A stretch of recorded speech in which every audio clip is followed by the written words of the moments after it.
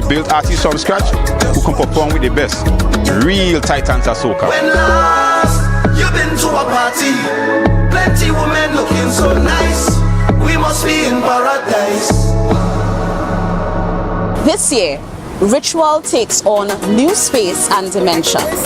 Traditions will be reimagined, breaking free, and taking on new meaning on the road. I love the energy! This year, the revelry is bigger and better. More color.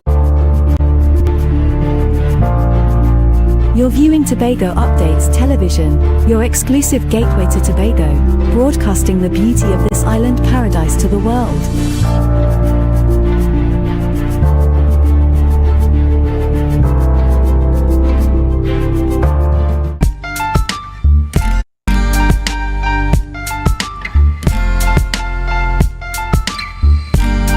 Put a smile on your face when you're moving from place to place. Good morning, morning, morning, morning, morning. Good morning, morning.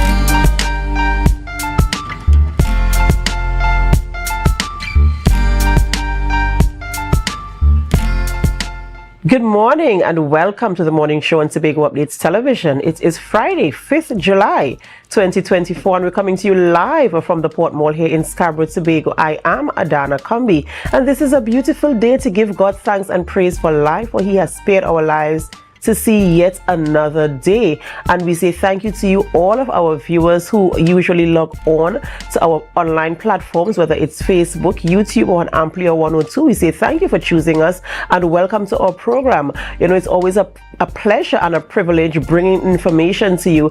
We feel honored that you make us a part of your morning routine, whether you're getting ready for work, you're going to the gym, a morning run, whatever you're doing in the morning. We're always so happy and pleased to be with you. We thank you for choosing us and for making us the #1 morning show here in Trinidad and Tobago. But before we get into all the exciting conversations this morning, we head on over to the news in 90 seconds. The news is brought to you by Standards. At Standard, nobody beats us on price. Believe it. Thank you, Adana. Here is your news in 90 seconds for Friday, July 5th, 2024. Last night, a shooting occurred on Robert Street in Mount Pleasant. 2 individuals were injured and transported to Scarborough General Hospital for treatment following the incident. The identities of those involved have not been released. Police are continuing their investigations. Up next, at the 25th sitting of the Senate, Senator Lawrence Hislop contributed to the debate on National Musical Instrument Bill 2024. He emphasized that the bill is a historic milestone for Trinidad and Tobago, celebrating Pan, the national instrument. Hislop highlighted that the bill is about honoring Pan's significance rather than showcasing affection for it. He remarked that the Pan's prominence has been established by the people, not by legislation. The government's aim with this bill is to formally recognize and grant legal status to Pan, acknowledging it as more than an instrument but as a cultural way of life. And finally, 74-year-old Arnold Warner, founder of Warner Group of Companies and a close friend of Prime Minister Dr. Keith Rowley, has been charged with processing aggregate without a license. After turning himself into police on July 2nd, he was formally charged yesterday and released on a $100,000 bail. He is due to appear in court on July 19th alongside his son and others who face similar charges in May. Warner's charges stem from owning an aggregate mining plant found operating illegally. And that was your news in 90 seconds. Get your quality furniture and appliances at Standards. Frigidaire gas range $599. Serta base and mattress $1,899. RC 50-inch smart 4K TV as low as $2,599. Yes, at Standard, nobody beats us on price. Believe it.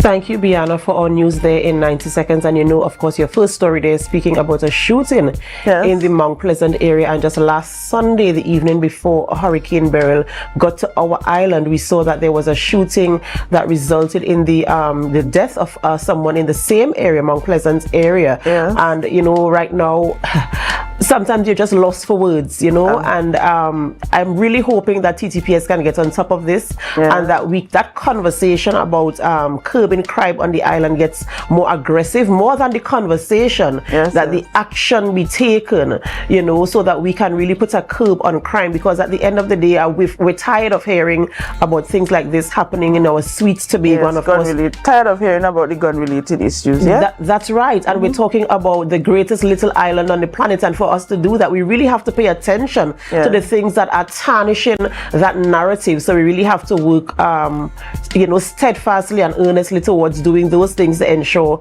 that persons understand, listen, let me not even think about picking up a gun.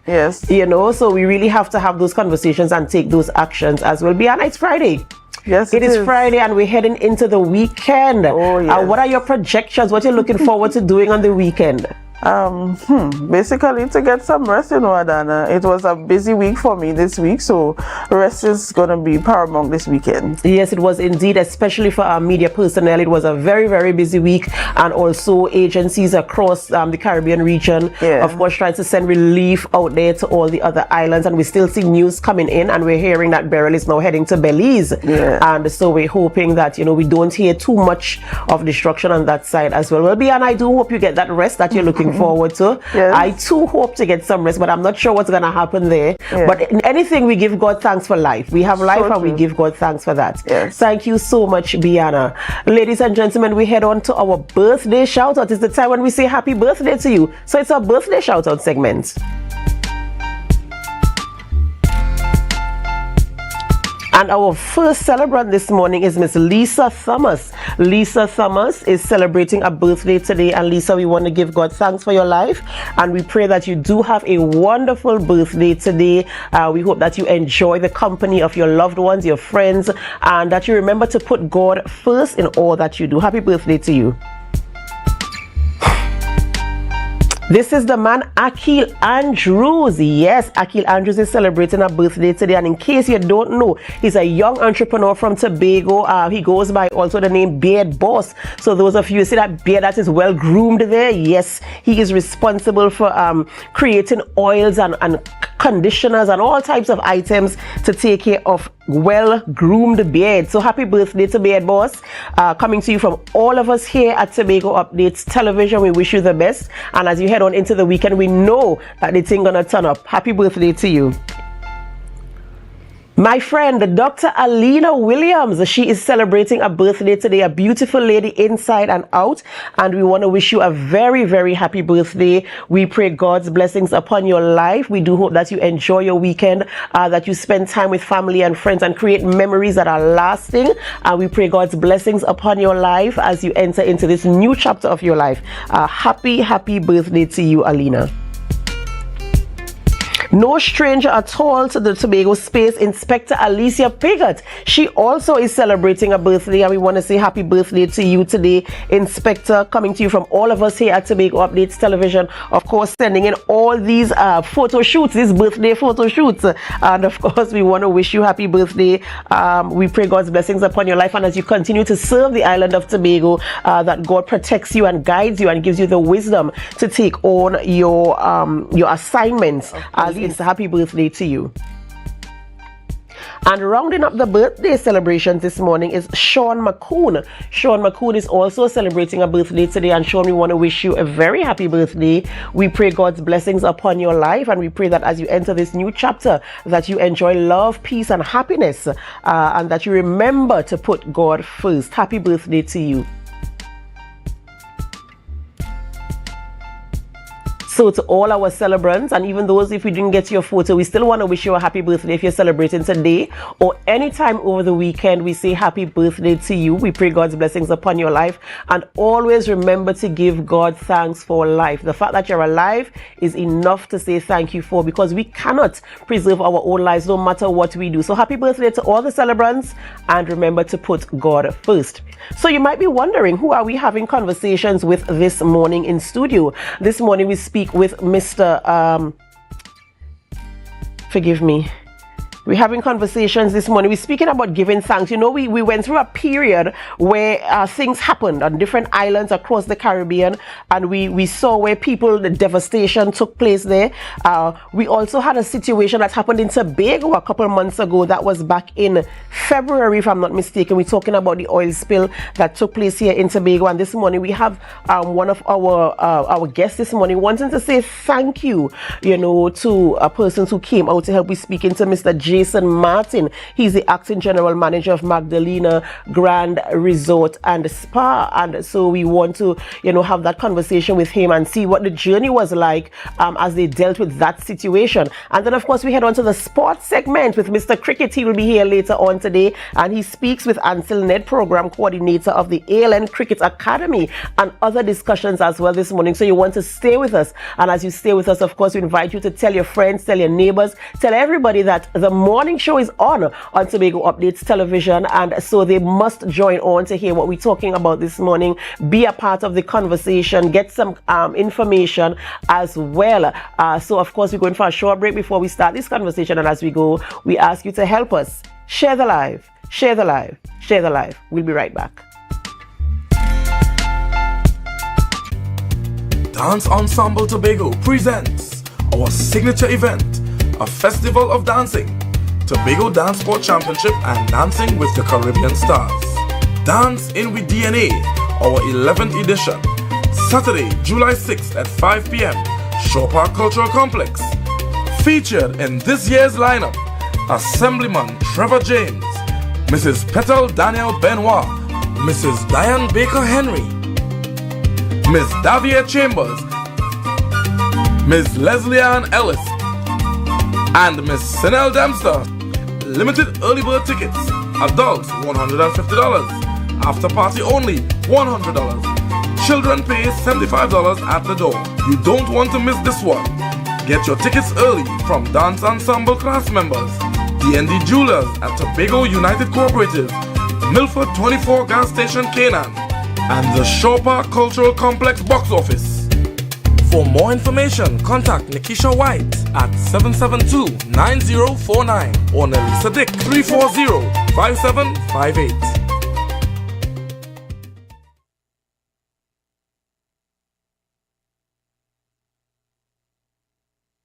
Sun Up Tobago is here. Join us on Saturday, July 6th from 2 p.m. to 10 p.m. at Delta Compound Argyle for an unforgettable summer experience. Enjoy an all-inclusive experience with mouth-watering food, coolers are allowed, and best island vibe. This is a tickets-only event. Get your tickets now at Barco, Lust, and Pablo's Argyle. Don't miss out on the event of the summer. Sun Up Tobago, sponsored by Tobago Updates, B-Mobile, State Solutions, and Thorns Place.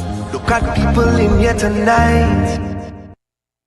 Tobago Glass Supplies has been a leading name for over 37 years in the glass and aluminum market in Tobago. We provide an extensive range of high-quality, innovative aluminum and glass products for commercial and residential use. Competitive prices with superior and professional services by committed employees who are guided by rigid quality standards. Tobago Glass Supplies specializes in the manufacture and installation of glass and aluminum products that are essential to today's homeowners and the business environment. We are engaged in marketing, sales, and installation of a variety of products. These ranges from windows and doors to necessities such as mirrors for homes and vehicles, designed and manufactured in-house or imported.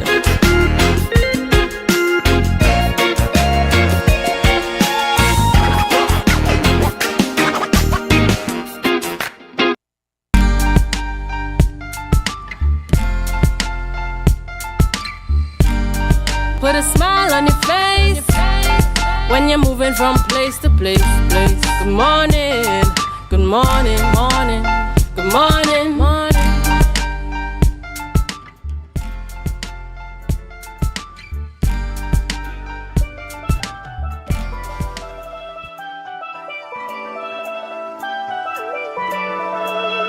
You know, one of my favorite quotes are, everybody can be great because everybody could serve. In February 2024, when the oil slick hit our nation, there was quite some panic and there were some concerns on how this will have negatively affect our tourism. We made a call to the nation and the nation responded and served. And we want to say thank you for that. We thank you. Our first responders were actually our employees. Quickly they implemented some infrastructure to protect the pool, our beachfront restaurant, and even the guest areas, and of course protect themselves. They were very dedicated. They show up to work every day. Despite the challenging environment, they were loyal and committed, and we wish to say, we thank you. Divisions and TEMA, they too came to our service. They responded. They provided some tools, some PPE, some basic information, how to protect the environment and to protect ourselves. They coordinated the different agencies to provide service to us. TEMA and THA have been with us from the beginning to the end, and we are very thankful for that kind of support. We thank you. The Ministry of Energy, Tiger Tank, Heritage, and a few other agencies, they were the experts in cleaning up. Many of them were residents here at the hotel. Their employees lived with us for the last 3 months. For their sacrifice, I could only imagine they're leaving their friends and family to come across here to Tobago and work with us for the last 3 months. We thank you. On a daily basis, they were concerned about air quality. They provide that service to us. Testing air quality, assuring staff and guest comfort, and that there was no hazardous environment.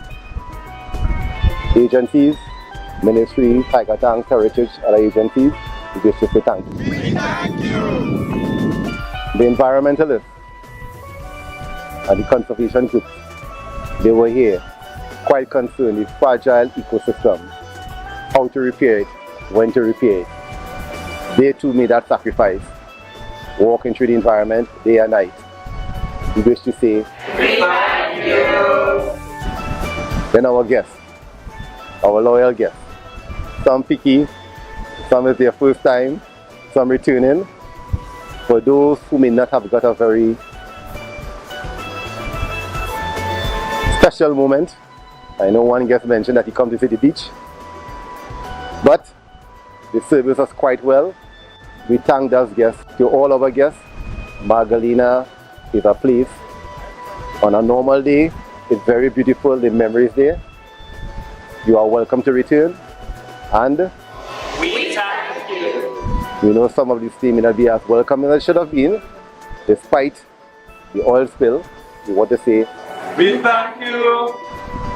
To all the well-wishers, Trinidad and Tobago. You're getting the calls, you're getting the support, some giving health advice, some giving cleanup advice. We want to say thank you. It was a very challenging period for the last 3 months, but for all those who were with us from beginning to the end, they say after the storm comes the calm. And today, May, here is the calm. Our beachfront is cleaned up, our poolside is cleaned up, the mesh is gone. All the ambience that you're used to is here and even better. In my background there, we now have a refurbished beach. It's wider, it's like Baywatch. Come and see for yourself. But thank you, Trinidad and Tobago. On behalf of the Magdalena Grand Beach and Golf Resort, all the employees, thank you. Thank you. Welcome back to the morning show on Tobago Updates Television, and thank you so much for staying with us. You were just looking at a thank you video curated for you there by the management and staff of the Magdalena Grand Beach and Golf Resort. They're saying thank you to all the agencies who came together to assist them through that trying time of the oil spill, of course. And we have on set with us the acting manager, Jason Martin. Good morning and welcome. Good morning, Adana. And you know, before we came on set, we were talking about, you mentioned that I started the program with giving thanks. And so we want to talk about the importance of giving thanks. A disaster struck. And, you know, while I'm looking at the video, no one really pays attention to what really goes in to recovering from a disaster, and all the agencies that have to contribute. In fact, all the elements that are affected by the disaster. And so you had so many different categories of staff saying thank you to so many different agencies. How was it? Why was it to you so important to say thank you to all of these people? Well, good morning, Tobago. Good morning, Trinidad and Tobago, and thank you, Tobago Updates, for having us on air. You know, in life, there are many things to be thankful for. We try to foster an energy of thankfulness among our team. You see, it's so easy to complain, critique, you know, grind, whine, but in life, positive energy brings positive energy. They say when life throws you, lemons make lemonade. And you know, when that incident happened back in February, there was panic because it was the first time, you know, we weren't prepared. No one was really sure how to respond. You know, staff was concerned. There were some insecurities. How long would it last? Is it even safe to work in front there? So the first thing we had to do was to regroup with our team members, because you know, it's an open hotel and you have guests. And when you have guests, you have to be at your best. So that was the first thing. How do you psychologically get your employees to understand, hey, we have to deal with this? It was done. In a matter of 2 days, we had a structure put up by our pool, and the pool is the hotel. That was protected. And quickly we had to re-educate ourselves. How do we communicate this with the guests? They too, in the beginning, was quite enthused. They were actually sitting there and watching in a maze. But you know, as time passed, the complaints start. Because I came to my dream vacation, and I can't walk on the beach. You know it's not your fault, but how am I going to be compensated? All those sorts of things you have to deal with. You know, the pain of losing business, the pain of guest complaints, the pain of reviews, the pain of if staff will even come to work. And then my dear, our staff, they are stellar. They decided, you know what, this is our home. We're taking care of business. Time has passed, 1 month passed, 2 months passed. Somewhere around April 30th, they declared the end of the oil spill. And there are a few agencies who was there with us all the time. We mentioned them in the video, but here on set, I also want to, you know, recognize them. There were so many. You know, we had from the Office of the Chief Secretary, we had the THA, Fisheries, we had from Environment, we had EMA, you know, we had people from the Office of the Prime Minister and all, we had Ministry of Energy, Tiger Tanks Heritage, Environmentalist Group, you know, Conservationist Group. If you miss anybody, please forgive us. But the community, we had a lot of well-wishers because, you know, they love Magdalena and they wanted to do well. We're the flagship in tourism here. So, you know, how well we do, how well tourism do.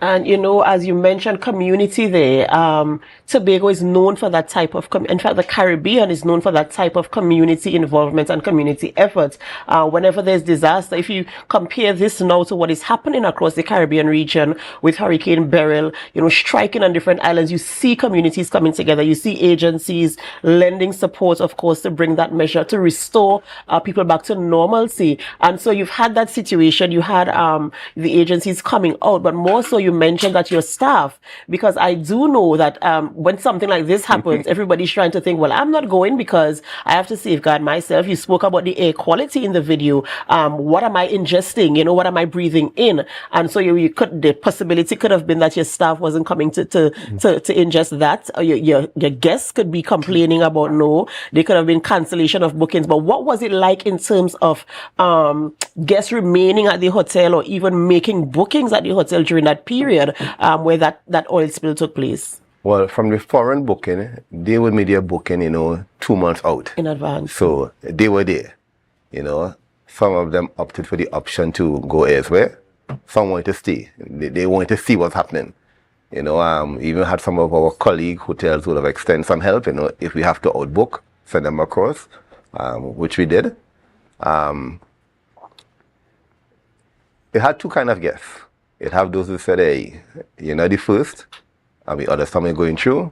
Then the other guest say, hey, I paid my money, I ain't pay for this. Either way, you have to compensate. So to mitigate that, you got to be creative. And one of the things you have to understand about in a crisis is that if you keep your mind clear, you'll think about ideas. So we say, you know what, we do have a beach here, get them to our best beach, Pigeon Point. That was our cost. We managed it. We partner with certain tour groups to get some of the guests out of the hotel, take them out of the hotel as much as possible, and they see other beautiful part of the islands while we work on the cleaning up. Then there were certain days where the agency wanted to do cleaning, rock cleaning. We make sure on those days the guests probably were not in that space. And we had extra meals, extra drinks, different things. So there was a cost to us at the end of it. But you know, when you have guests come over, especially from a foreign country, even next door, Trinidad and Tobago, you want to leave an impression. You know, a good host always welcome you guests. That's right, and you know, as you said that, you know, I remember back in the days when you go to your grandparents, especially, they're saving the best ways for the guests. You know, you can't touch these things. This is for guests. So of course you have to give them your best, as you said, for lasting impressions, so that they can return, they can make positive reviews, of course, and give references to other persons wanting to choose some place to stay on the island of Tobago. So commendations to you and to your staff, and I join with you in saying thank you to the communities across Tobago, all the agencies who assisted with that as well. So what is happening now at the Magdalena? What are the things that are happening? What can people enjoy or look forward to in the coming weeks or coming months? What types of packages? You know, somebody always looking for a package. So what is happening there? Well, it's summertime again. School out, so you know, you want a place to go and bunk and line. In the month of July, we have our room rates. That's $10.99 for a king room, and you can get $12.99 for a double bedroom. In the month of August, rates go up a little bit. That's our peak month. You can get a king room for around $11.99, and you can get your double room for $13.99. You can bring extra person. That will cost you $300. Now there's something called a farm jam. It's 9 person. You bring a squad of 9. We could arrange a 2-bedroom suite to accommodate 9 persons, and that's $4,500. That's a steal of a deal. 9 people, breakfast included, all our rate. Our Sunday brunch still is there, and that's $340 per person. You know, best of the best. Anyone who come for our brunch on a Sunday, know it's the best. In the month of August, we're preparing for our Independence Party. We haven't had one for a while. Follow us on Instagram and Facebook to keep you up to date on that. That event should start somewhere around 10 p.m., finish 2 a.m. So we had the fireworks, everything. Independence, happy independence. For people who probably just on the island and just want a day pass to come and enjoy our pool, that's about $8.40 per person. You get lunch and you get drinks all day. And while at Magdalena, we have a whole list of activities. From the pool side to the volleyball, we have bicycle riding, we have finish fishing, lawn tennis. You could use our sauna, our gym, you know, it works. Then we have our golf course, best in the region. Come to our golf course. We hosted a large tournament last year, the Caribbean Golf Classic. So you know we up in the ratings there, all right? So yes, best food, best rooms. There you have it. Jason Martin there, the acting general manager at the Magdalena Grand Beach and Golf Resort here on the island of Tobago, talking about recovery after the oil spill that took place here on the island of Tobago on February 7th of this year. Coming to say thank you to all those who assisted to ensure that the air quality was okay.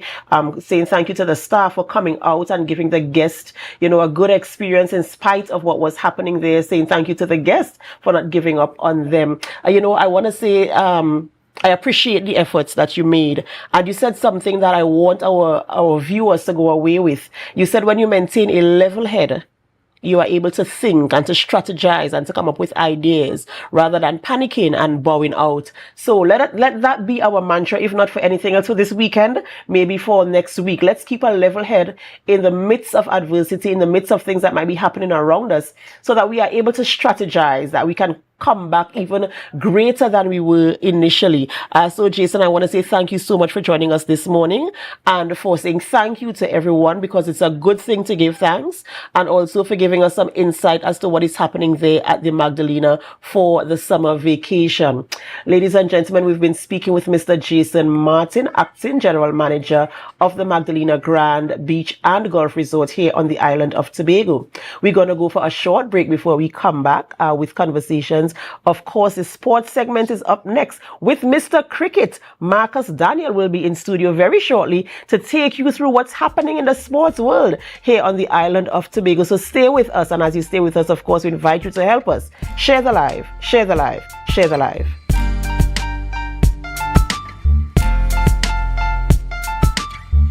My name is Anne Natasha II, and I am your TPP candidate for party chairman as we prepare to unite all Tobagonians for the responsibilities and challenges that autonomy will bring. Over the last year and a half, I have led the arduous but rewarding process of rebuilding our party from the ground up and was involved at every stage of the process. The registration, the management of not one, not two, but 3 conventions where you, the people, chose the party's name, symbol, and the color. And Natasha II was there to recruit and mobilize the members, providing valuable, reliable feedback to the assemblymen from the ground. It was Anne Natasha II who led the very talented and effective teams that hosted the Speyside meeting of March 17th. The roles of the chairman are clearly articulated in the Constitution, and I have demonstrated in my professional and political life excellent administrative and managerial skills. As we continue to build our party, we must build one that is stable, grounded, competitive, and rooted in principles of equity. Well, I think Natasha is a beautiful, beautiful person. I've known Natasha for most of my adult life and some of my not so adult life. So Natasha is a lovely, lovely person. I am humble, approachable, competent, and effective. On June 30th, ensure that you have a seat at the table. Elect Anne Natasha II as your party chairman. I thank you. In turbulence, rain or storm.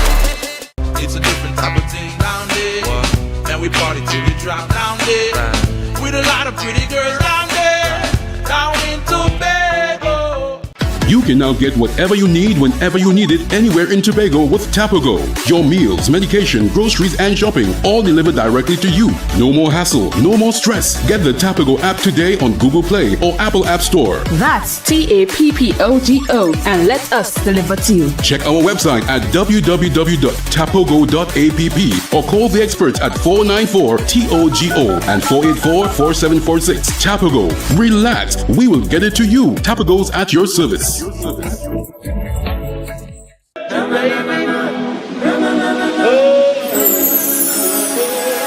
can't live without you, I can't be without you for too long. Cause when I'm around you, I feel like the heavens is coming down. I feel it in my soul every time we on the road is a miracle. Innovative, dedicated, impactful. The public service now and beyond. Today we celebrate our stalwarts who have left an enduring legacy on the public service in Tobago. Mrs. Bernard Trim was a nursing assistant from 1969 to 1983. She was promoted to contact tracer at the STI HIV clinic and retired in 2019. Mrs. Bernard Trim says getting clients to come to the clinic for counseling and treatment is her greatest achievement. She says discrimination of HIV patients back then made it very difficult as sex was a taboo topic and HIV was considered a death sentence. She says she feels rewarded by the gratitude expressed from the clients she served.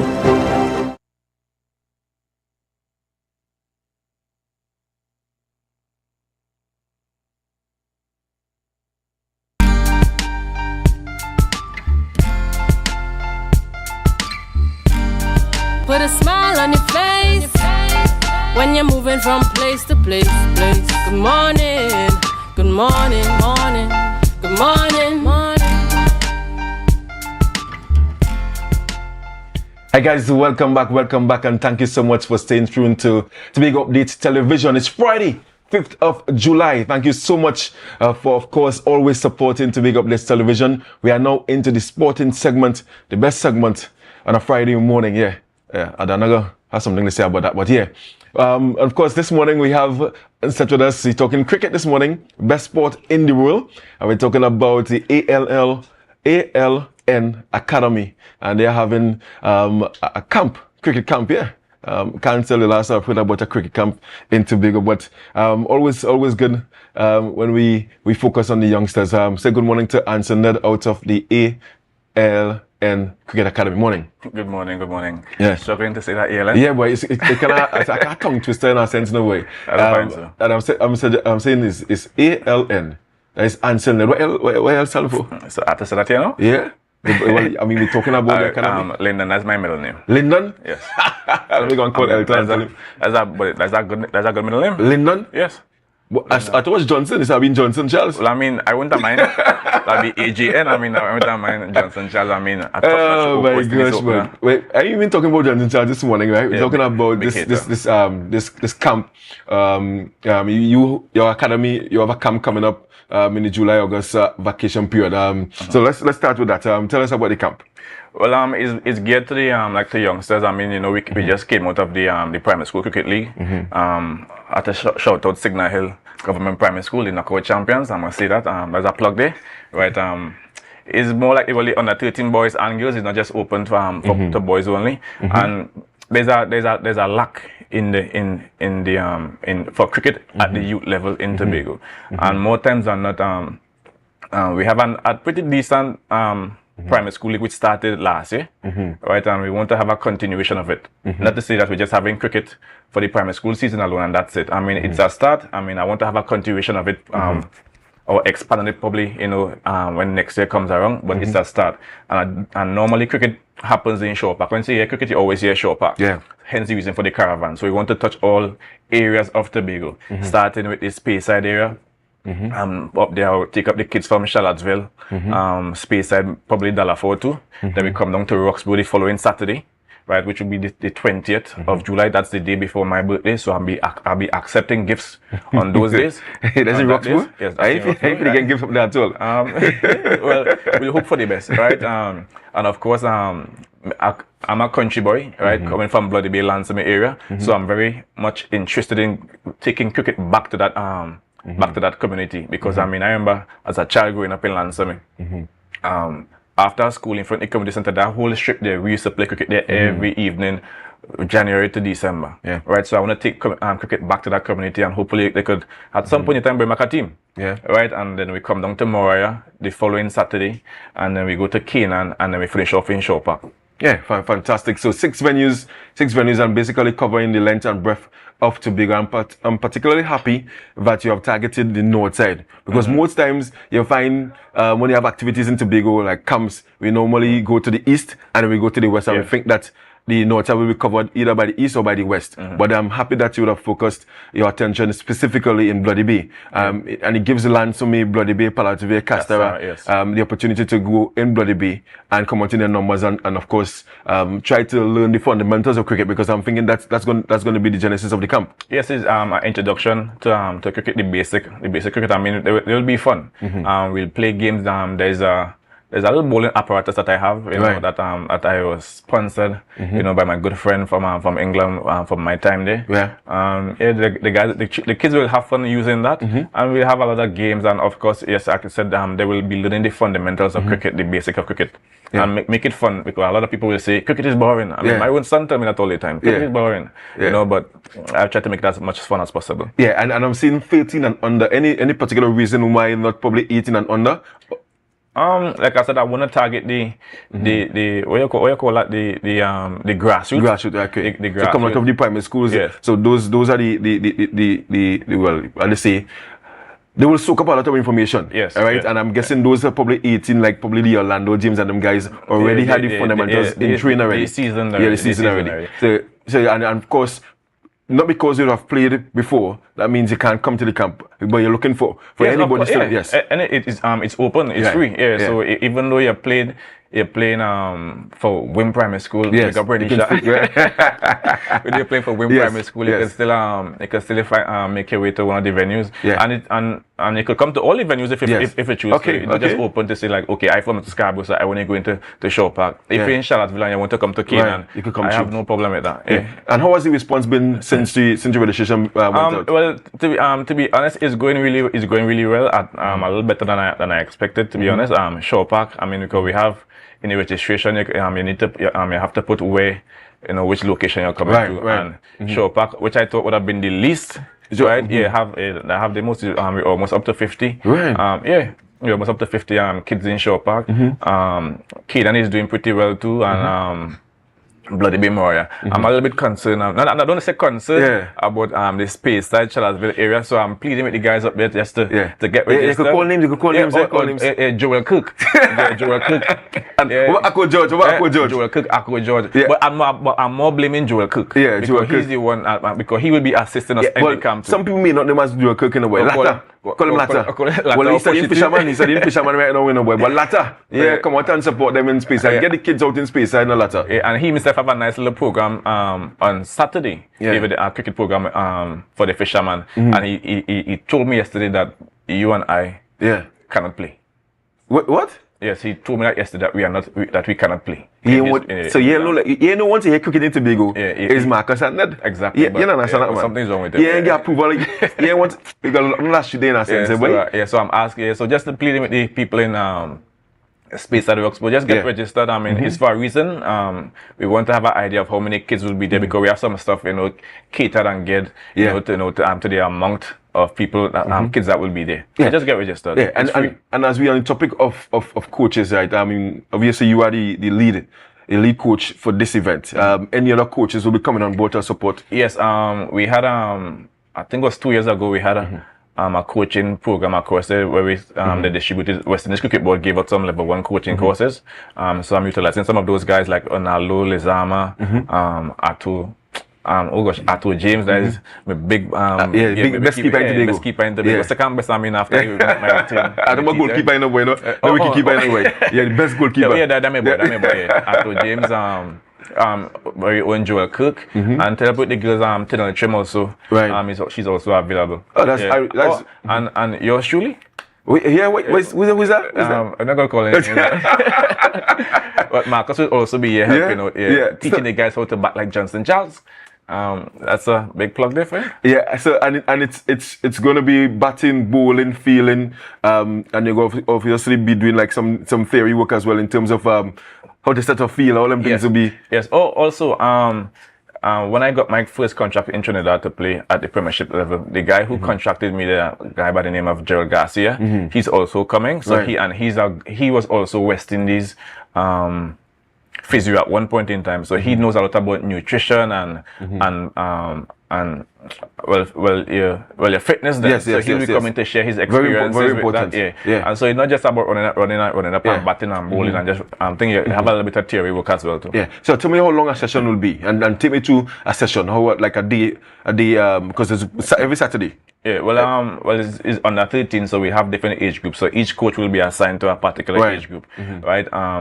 So I think what we want to do, obviously, we have to do a little warm-ups and stuff first. We'll do a little bowling, a little feeling, just explain the full routine of how you go about doing those things. I do some batting, right? And then we end up with a nice little game, with the age group. That kind of thing. Right, and for 2 hours is going to be? 3 hours. 3 hours. 9 a.m. to 12 p.m. All right, fantastic. And I mean, what's your ultimate goal coming out of this camp? What's your ultimate goal besides probably wanting a large turnout? Okay. Apart from that, I'm also the Tobago under 13 coach. Right. So hence the under 13. So I'm kind of targeting that. More or less getting an early start to next season. Because the Tobago under 13 team we will always be handicapped because of C exams. Yes. So when that time comes around in January, we can't get the boys who are 12, 11, 10 years because the parents, they had them under heavy lock and key with that C exam. So we're having an early start with it, So when that time comes around, we'll still have a fair amount of, and we have an idea, you know, of all the players instead of all the players just coming from Fantastic. one area. That's a very good idea. In fact, to start the planning from now, early, yes. Because and we have seen there are players with potential. Yes, but exactly, once the season is finished, that's it. That's it. And That's we it, don't have a program that can continue with the training. So this is actually good. So hopefully next year we can see the Tobago team doing good. The Tobago under 13 team. Yes, And because it's a filter program for the under 15, under 17, under 19. Exactly, and even this year we had our under 19 team doing actually. I mean, beyond expectations. Reaching the semi-finals in the National League for the first time in probably over 2 decades. Yeah, and I think this year is probably the first year we had well, in a while too, we had a player from in the national team from each age group, because we have Fabrice Lynch in the under 18 this year. I'm too sure under 15, and you had under 15, no, under 17, Jalen Kent, and Orlando is now with the under 19. He's also captain. Yeah, and I want to say congratulations to Fabrice Lynch, Orlando, James, and Jalen Kent. So of course, James is going to be the captain of the under 19 team, and obviously they were to leave shores last week for St. Vincent, but obviously Hurricane Beryl had other plans. So that tournament has been postponed until further notice. So, and of course, I want to congratulate Jalen Kent, making the under 17 team. They will be playing in Trinidad and Tobago, and then Fabrice making the under 13 team. So we have players coming through the system. Yes, but obviously you want it to be happening more regularly and more numbers coming through. Exactly, that's true. Yeah. Yeah, fantastic. I mean, are you concerned with the state of cricket on a whole in Tobago? Yes, because I mean, I chose grassroots because I think that's where it's dying. I think when you look at the clubs in Tobago that plays cricket, is more the guys of who are on the end of their playing career. I mean, you have already retired, right? I am close to retiring, right? So who tell you retired? Now you're retired. Okay. Yeah, you're retired. So it's guys on the guys more on that end of the scale who are basically playing. So we're trying to get more of the younger ones coming in. Yeah, and tell me about support, sponsors, partners. Sport TT, they saw the flyer and they were very much interested, so they're helping out in terms of equipment and stuff like that. Yeah, so they're on board. Fantastic. Good to see Sport TT supporting that initiative. I'm sure that the division of community development and sport in terms of the venues, they're going to come on board and ensure that we get it ready, because they don't want to go and reach a forest at the different recreational grounds. That's true. You know, I mean, for someone who probably watching this interview and hearing this information for the first time, let's share information. How can they sign up, and what they need to do to participate? Oh, well, on the flyer, there's the scan me on the flyer. You can scan it, and all the information is there. Where can they get the information from? Oh, and on Facebook, yes. Yes, it could go on Facebook. I think it could go on Marcus' page. It's there. He's Mr. Cricket, everything cricket, so you could always check him there to see everything there. Yeah. And just scan the and you get all the information on how to sign up there. And is there a number somebody can call and get more information? You could also call Marcus. 774-7326, or you could also call my number 738-2449 and get all the information there. Fantastic. So we start next Saturday, the first day. Next week Saturday in Speyside. Yeah, fantastic. So guys, we've been chatting here with Ansel Ned, head coach of the ALN Cricket Academy, treating with the youngsters grassroots program.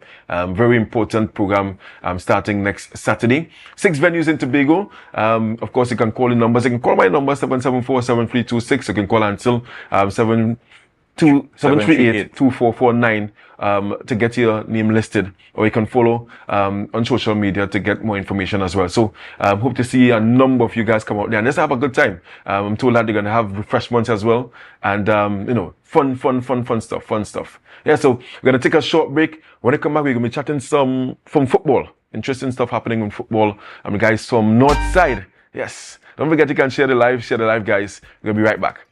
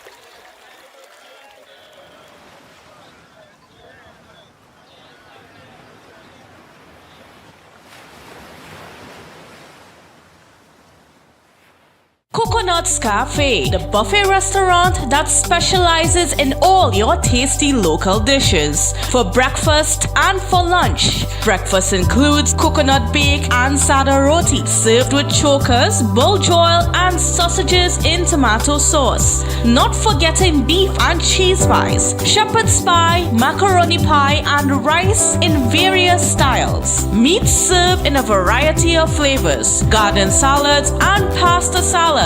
All this accompanied by fruit juices, coconut water, your choice of a great combination to appease your taste buds. So call us today to order, as we are here to accommodate your busy schedules or if you are having a cooking day off. Deltec Distributors Weekend Special Wings Friday. 3 pounds wings, 2.5 kilogram fries. Special 100 TT Soup Saturday. 2 pounds cube beef, 2 pounds cow heel, 2 pounds chicken foot, 2 pounds pigtail, or smoked bone. Special $150. Super Sunday. 3 pounds leg and thigh chicken, 3 pounds sliced pork, 3 pounds lamb slice, 3 pounds cheese, 2 pack of pasta. Special $250. Located Main Road, Argyle, Tobago. We deliver 20 TT. Contact us on deltecdistributors.com 395-5040 or 237-0102. Deltec Distributors Weekend Special. It's a different type of thing down there. And we party till we drop down there. With a lot of pretty girls down there. Down in Tobago.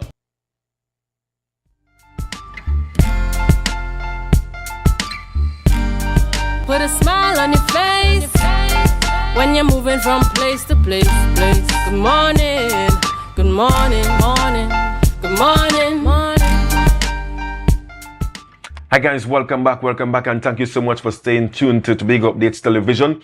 Into the sporting segment, just had a really good conversation there with Ansel Ned out of the ALN Cricket Academy, right? Of course, doing good things here in Tobago. Moving into some football stuff, exciting football stuff. Gonna be chatting here with Devon Smart. Sorry, Devon Smart. Good morning to you, sir. Hey, good morning. Glad to be here. I want to say good morning to the whole of Tobago, right in extension, the north of the island. Right. Yes, north of the island. We're talking to Devon Smart out of North Stars FC. Now, in my time, I heard about Northside Combined. Northside Combined, that's it. So tell me about North Stars FC. What's North Stars FC? Right, so North Star FC originated out of Mason United Sports and Soccer School. Right, we now started getting players from the north of the island, right? Castara, Bloody Bay, Lansamy. So to be fair to the players, we decided to rebrand and have a holistic name that everybody will feel comfortable. Stars from Northside. Yeah, so when you say where you're from, you know, you live Castara and you say Northside, right? You know, you're included. Yes, you know, you're included. Include everybody. Everybody must feel welcome in anything you are. Yeah. Right. We do have a few players from the west. Right, so those are special players. Those are special players, right? So we treat them with much love. Yeah. Right. And is this like a senior team? No, right. It's strictly we cut off at age 18. We might think about going over the hurdle of a senior team, but for now it's 18. Right. Your journey will take you throughout the club, and the end journey is to take you to USA Cup, and try to get you a scholarship. So we try to maintain the players having them a B plus grade average. Right. So that's what the club is at. Yeah. So tell me about this B plus grade. What's this grade average about? What's that? Right. So if you maintain a B plus grade average, that's in your school. Schooling. Yeah.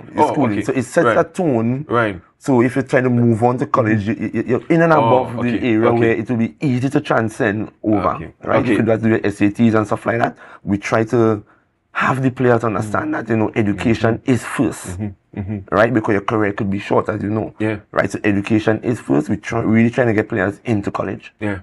Yeah. And obviously you are here this morning to talk about a trip that you guys are going to be making very soon. This is in North Stars FC. Tell me about that trip.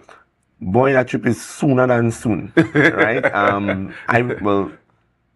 5 of us will be leaving on the 11th. Unfortunately, with booking, we could have only booked 5. You know them booking, you're not going to booking thing and Tobago, all you go tell organize?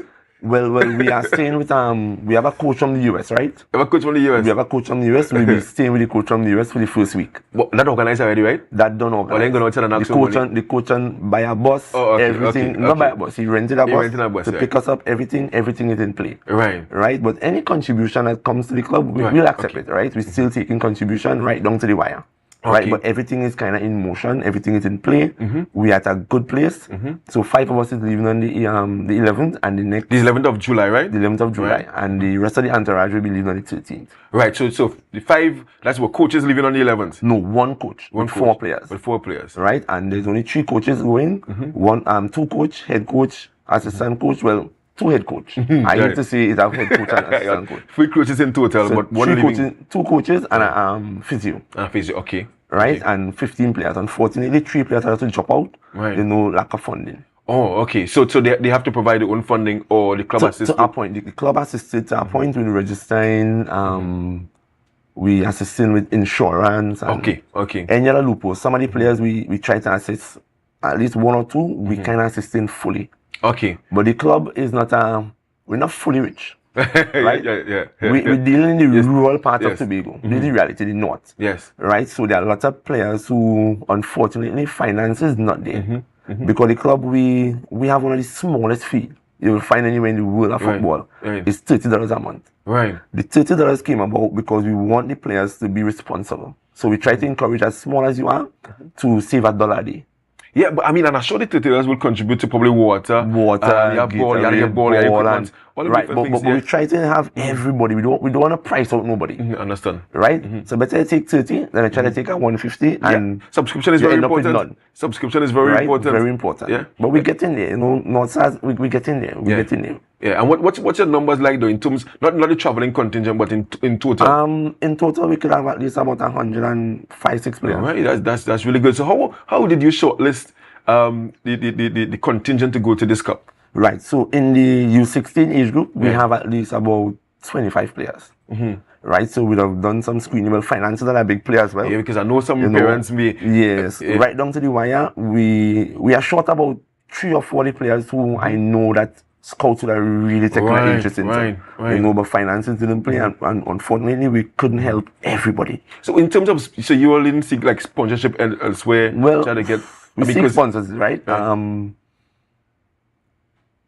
The THA is assisting. Right. They is assisting. We had a conversation with, and they are assisting with accommodation. That's good to hear. Because after we move from the coach, we go into the dorms and we spend the next week of the tournament in the dorms. Right. So where are you going to be playing? And like some of the teams Minnesota. Teams from Brazil, Costa Rica, England, Spain, France, you name it. It's a large tournament. Right.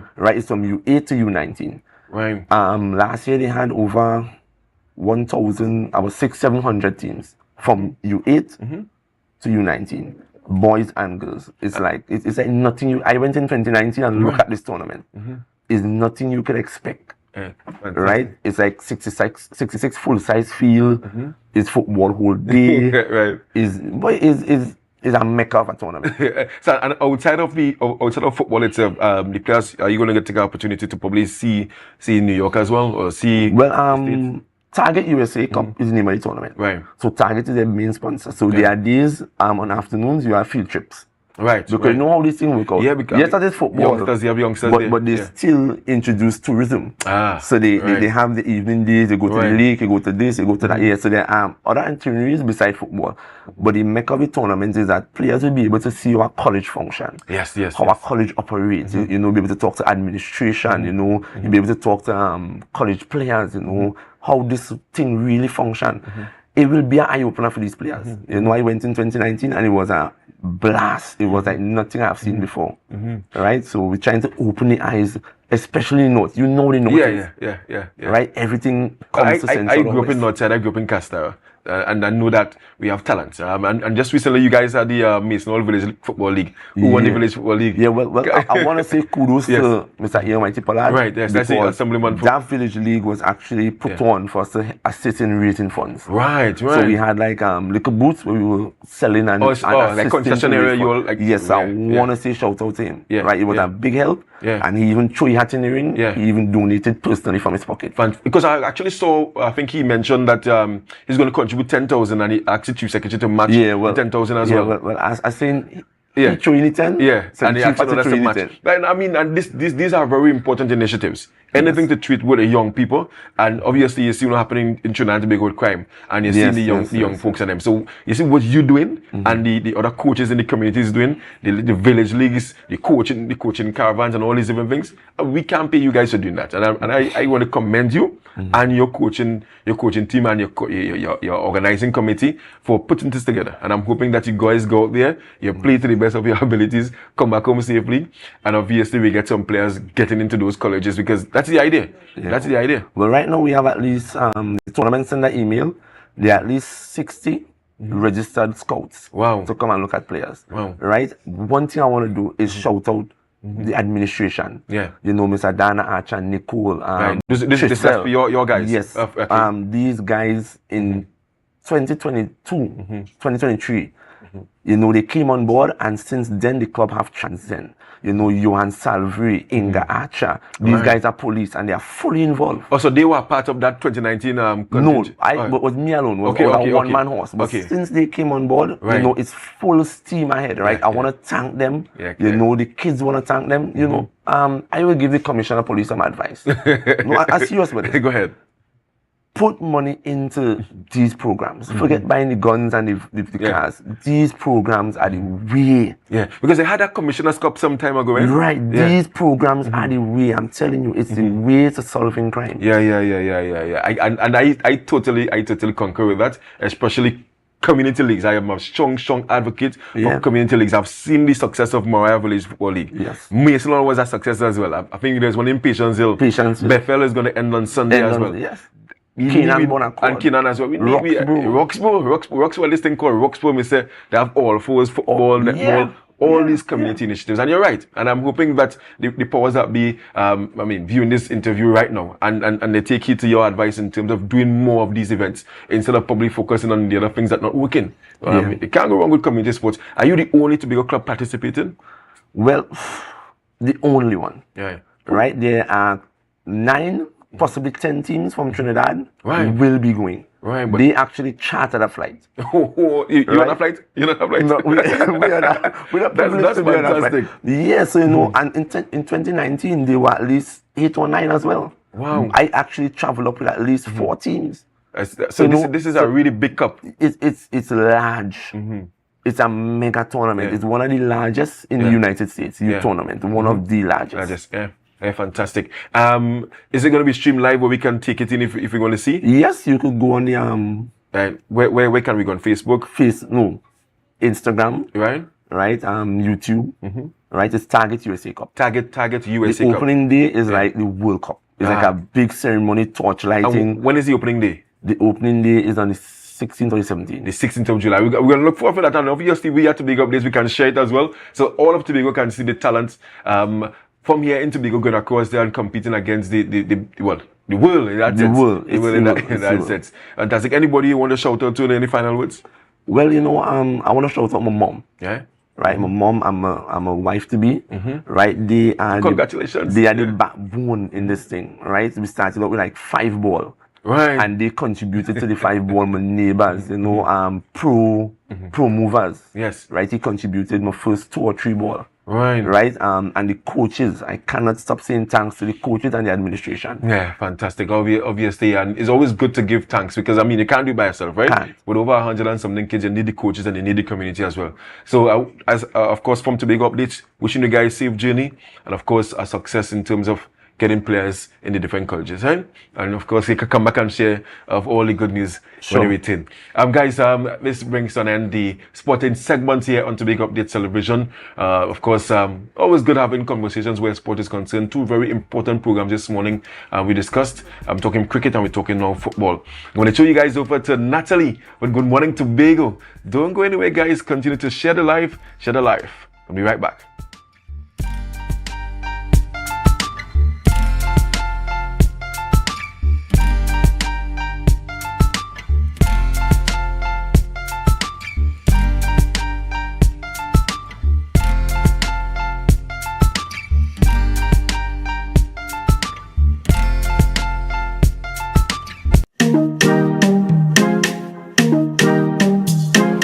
Ladies and gentlemen, esteemed partners and sponsors, and most importantly, our beloved communities, welcome to the Tobago Heritage Festival 2024. As we embark on the 37th year of this festival, our theme is We Come Back. Back to our communities, back to our villages, back to our true indigenous heritage presentations and productions.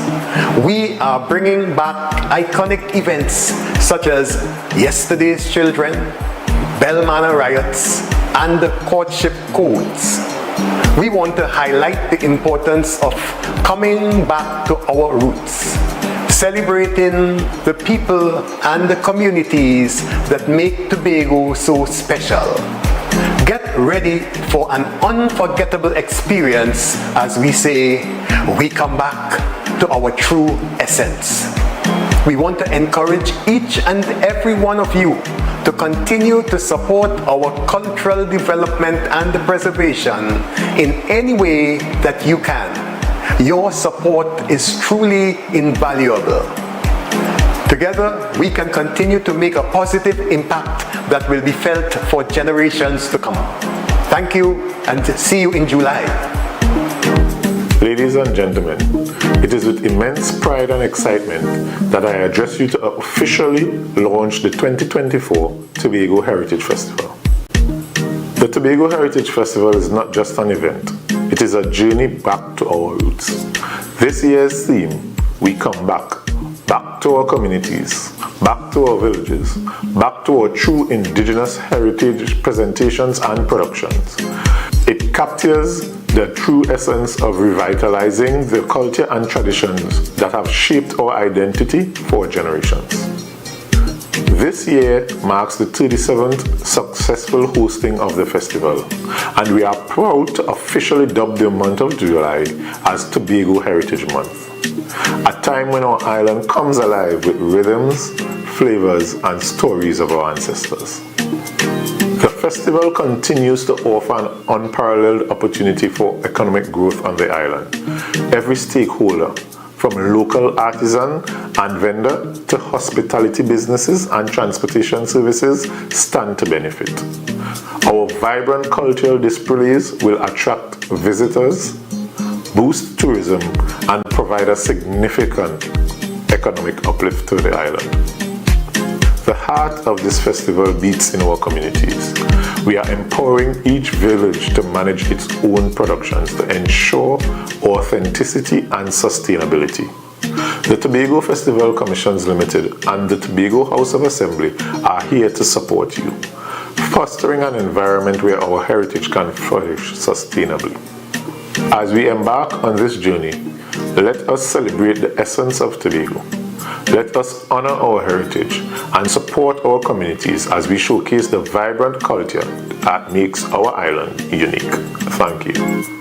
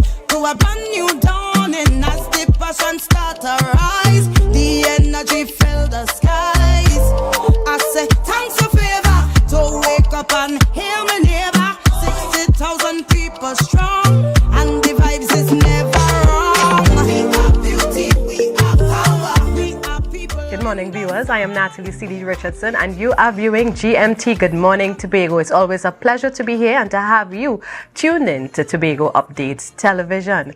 This morning, we're getting ready to go right into our news in 90 seconds. The news is brought to you by Standards. At Standard, nobody beats us on price. Believe it.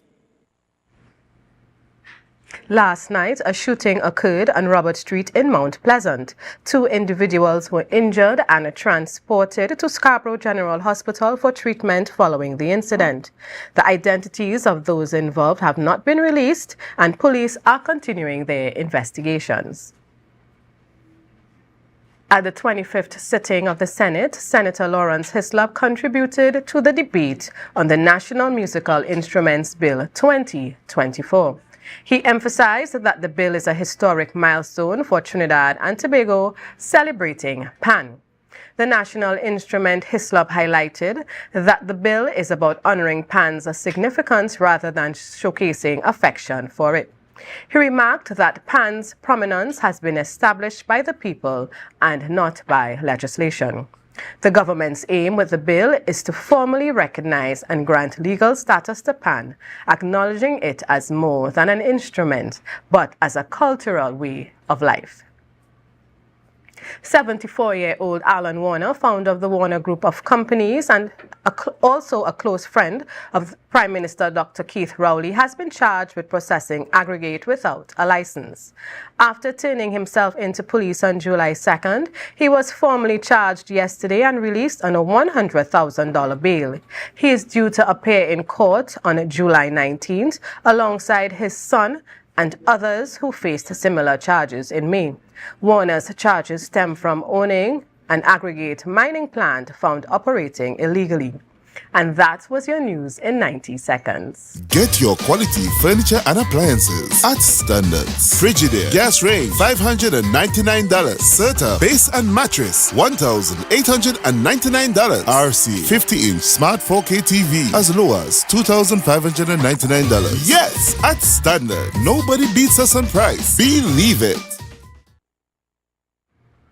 Welcome back, viewers, and again I'm reminding you it's Friday 5th of July, just in case you got up a bit confused this morning, and it's about business. And I always say I know how we treat Fridays on this beautiful island. Yes, we love to just relax, but we have some serious conversations to have this morning on GMT, and I want you to stick around. Our first guest this morning in studio here with us is no stranger to us. Of course, she's speaking to us in a bit of a different capacity this morning. It is Assemblyman Natisha Charles Panton, who is the Secretary of Food Security, Natural Resources, the Environment and Sustainable Development. I always say that's a very long name for a department. Welcome and good morning. Good morning, Natalie. Good morning, Bagatelle Bacalet. Good morning, Tobago. And of course, this morning she is here to speak to us about TPP, internal elections, and that will be this Sunday, July 7th. So let me ask right away, how are you involved in this process? And just to remind our viewers the date and the time. Okay, so I am the team lead, and I just want to remind the Tobago electorate, the Tobago People Party electorate, that the elections will take place this Sunday from 9 a.m. to 4 p.m. Right? And we have specific polling stations. So permit me to just read them out? Yes. Right? So you have the Bonaccord Primary School and the community residents of Bonaccord, Crown Point, Buku, Mount Pleasant. You will be voting there. At the Dixieland Pantent Theatre, that's by the Carmby Mount Pleasant Community Center. The communities Lambo, Lowlands, Bethel, Newgrange, Signal Hill, Patience Hill. You will be voting there. Calder Hall Multipurpose Complex, the community of Scarborough, Mount Grace, Bagatelle, Bacalet, Darrell Spring, Wim. You will be voting there. Delaforte Anglican School, community residents of Charlotteville, Speyside, Delaforte, Roxborough, Argyle. You'll be voting there. Goodwood Secondary School. You'll be the communities of Belgarden, Glamorgan, Mount St. George, and Goodwood. You'll be voting there. Blackrock Multipurpose Facility, communities of Plymouth, Blackrock, Bethesda, Lekito, you will be voting there. And Mason Hall Community Center, the communities Mariah, Mason Hall, residents of Castara, Palo Verde, Lands for me, you will be voting there. Right. So from what you shared, I realized that specific communities have specific polling stations. Correct.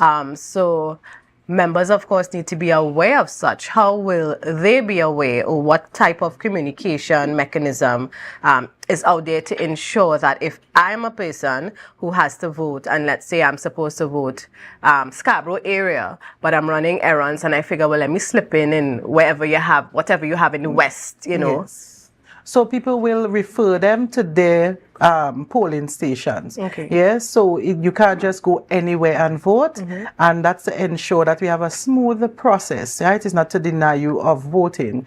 And those at the furthest end of the island, we're talking about Palativale, Lansome, Right. Charlottesville, transportation will be provided for you, and you can be updated as usual on WhatsApp, on all different platforms, Facebook, Instagram, so you will be notified. Okay, so for those of you who are invested in this process, of course, you know the social media platforms that you should check to get this. And of course, you can always look at this interview later on the day, throughout the day, on Tobago Updates right here to get that information. So we're talking about internal election, and we know that process is important for, you know, for organizations to continue to thrive and to set plans in motion.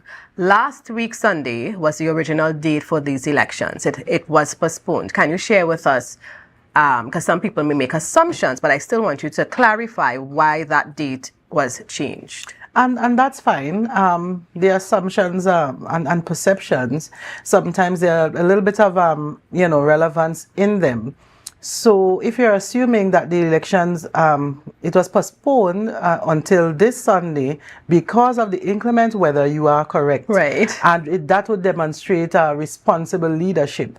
No political leader, interim political leader, or chief secretary would engage in such a process during a disaster, you know, any act of God. Yeah. So it would give sufficient time for the candidates to campaign, and of course to clear up anything that they would have or the electorate would have in terms of information leading up to the elections. Right? So if those were your assumptions, you were correct. Right. And how does one become eligible to be a part of the voting process? So there was a timeline within which people had to register online and also on paper, and that timeline has closed. So those that were able to meet that deadline, you are now eligible to vote, but you can still become a member by signing up at any time to join the party, right? Yeah. Nobody should prevent you from doing so. Right. So those of you who are bona fide members, registered members of this political party, you know what you need to do on Sunday. And for those of you who didn't meet that deadline and have interest, you know, of course, you know, you can follow through. And where is the office located for those who may want to go into office to find out more information? So the office is located at the TLH building, right? That's the headquarters. Okay. And of course, we have ads going out with a link that you can call all the time. And of course, you can message, WhatsApp, any member that you know. So, you know myself, I'm always getting messages. So, you know, people, there's no misconception with that, right? We have other persons, Mr. Richard Alfred, Sitika Williams, all excellent leads as well. You know, a lot of people on the Internal Elections Committee that would have provided support, Jason Nancy, right? Familiar names. Steve Jack. So you have a lot of us involved, right? And even as team lead, we're really happy as the entire committee to serve in this capacity. And in going forward, should anyone want to become part of this TPP vision of creating the greatest island on the planet, you do not have to become an executive member, just to come forward and ask to serve. Right. And let's talk a little bit about logistics, because this election process was scheduled for last Sunday. Yes. Of course, we understand the purpose to reschedule. Were there challenges now in having to now set up 1 week later? No. Well, there were no significant challenges. Right. You might have had maybe a community center being pre-booked, maybe for a wedding or something, one or two. But we were able to overcome that by booking early at alternative places, and of course we're moving forward with all the resources that we would have gathered and everything, all the logistics that we had previously for last week Sunday. So it would be a smooth process. Any questions, feel free to contact me. The people are accustomed doing so, right? But the process is smooth. What about the momentum? Again, you know, sometimes there's always this build up and you're waiting for this grand day and then it has to be rescheduled. Do you find that the momentum was lost because of this additional week, whether it's from the candidates or even some of your members? Well, that would be based on my perception. Yes, definitely, yes. Right, so my perception, I don't believe that the momentum was lost. As a matter of fact, persons had more time to communicate with those eligible to vote. I'm still seeing those social media ads and those different pitches out there. So I believe there is a momentum, but if you don't have the vibe, you better get it, because remember, you voting would determine your future. So you have to come out and ensure that you put the right people in your best judgment to lead you. Right? So it is important for you to come out and don't sit by the sideline and say, I don't care. If you don't vote, you don't have a voice. So ensure that your voice counts this time around. Right, and that's always important. You know, you talk about your perception, and again, I'm asking you based on how you feel. How do you feel about this process going to happen on Sunday? I am enthusiastic to get this process over with, because there are so many things that need to get done. We have an entire educational exercise to roll out in terms of building the greatest little island on the planet, and these administrative processes, you know, it takes a while. But you want the best people in these positions to lead that process, and that is why it's important for you, Tobago, to determine who should lead. Right? If you don't have the correct people in the correct places, then of course everything will fall down. So it's important for you to understand the personalities and vote accordingly. Right. Who are the candidates, and if you do, I don't know if you came prepared with that on hand, but in terms of what positions are up for grabs on Sunday?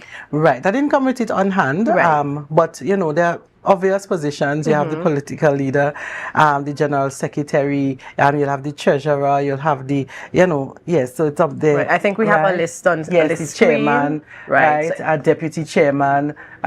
So you'd have the assistants, of course, in terms of the assistant general secretary, the assistant treasurer, education and research, and of course the PR, public relations officer.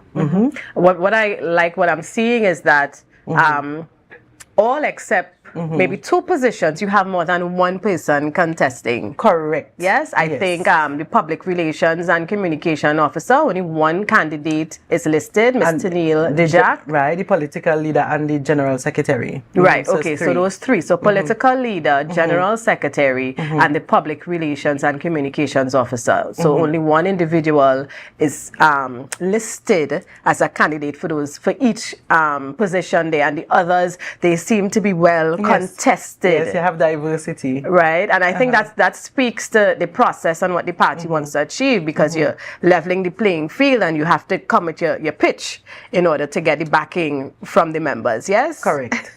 What advice would you give, you know, the candidates? Again, you are a member of this political party. Some of the persons you may know well, some not so well, but they are putting themselves up to be the face of this political party. What advice would you give them? Well, if at this point, and I'm just going on what you're saying there, so if at this point I don't know someone so well, then that means they didn't campaign sufficiently. Right. Yeah? Yes. So, but my advice would be to ensure that you understand the mandate, what your purpose would be on the executive. And, you know, sometimes you work in organizations or you're part of a school group, and you'll just have a few individuals working, and, you know, the rest just going along for the ride. But in this instance, we are talking about a political organization, and building it, you're starting from scratch. Right. And you don't really need tag-alongs. You need everyone to contribute in the best way they can. Yes. Yeah. So my advice would be to ensure you understand the mandate, and once you are elected, you understand that you're there to serve and not necessarily just to hold on to power position because of your own personal ego and significance. And let me just ask our director to put that list again on screen, because I just want to look at one particular position, chairman. I see 3 names, Ms. Chrislyn Moore, Mr. Trevor James, and Ms. Ann Second. Yes. And I think, again, my perspective, Yes. I think the role of the chairman is very integral. Yes, you have your political leader, but I think your chairman really carries, the organization. What do you have to say, or what advice would you share with whomever may become the chairman of the TPP? And you are correct. Your perception is correct. The chairman is responsible for carrying, and let me say chairperson because you have 2 women contesting, that they are responsible for carrying the party, marketing the party, ensure that you communicate the vision to the Tobago people. And you must not be just, seeing one, this, what do you call it, tunnel vision? Yes, yeah. Right? You have to be all embracing, humility. And for me, those personality traits of all of them, humility is the first for me. Right. Because any politician would tell you that humility, you exercising that actually increases your what you call it, your success in terms of reaching the public's needs. Yeah. So it's something that we all have to understand. Right. When people vote for you, you are there to serve. You can't get fed up, right? You can't get frustrated, Right. because once you put yourself up for a servant leader position, then you have to understand that everything that you do now, it is for the people. Definitely. And of course, as we wrap up this interview, I will allow you to rally the troops to come out on Sunday. So I would say, the Tobago People Party, the Tobago-centric party that we have now, it is your opportunity to start from scratch, to build a party that is, Tobago focused, Tobago centric. And staying home doesn't make any sense, because you know what? You'll just be falling back into, whatever happens. And we don't want that this time around. Your vote matters. So I want people to understand that. Come out, look at the personality traits that are there, and ensure that you put the right person in those positions. Right. I know it's a tough job. Yes. But let them campaign. They're campaigning to me. I don't know who to choose yet, right? But I just want to say I love you all. And I wish you good luck. Well said. And of course, just to add to that, I'm thinking this is part of history. So if you are part of this process, you are going down as the first. And we like to tell stories. So for those of you who will have grandchildren later on, you can go back and tell them the story. You're one of the first party members to vote in this process. So come out and vote. It's Sunday, July 7th. And just remind us the times again. From 9 to 4, you can vote at your assigned polling station, right? So come out early. Let's make sure that we get to the polling station early, because you want to cook your Sunday lunch, right? And after you cook and you eat, problems later on. Correct. Yeah. So it looks like I'll be voting at the Calder Hall multipurpose complex, and then I go in and have some Sunday lunch by someone of my constituents. Yeah. Right. And keep track of what's going on. So thank you so much. I would imagine you have a busy day ahead, and we want to thank you for sharing that information with us. Viewers, we continue having interesting conversations this morning, and on the other side of the break, you will meet Miss Trim. Which Miss Trim? That's a Tobago name. Which Miss Trim? Well, you have to be here when we return from the break to find out. So see you soon.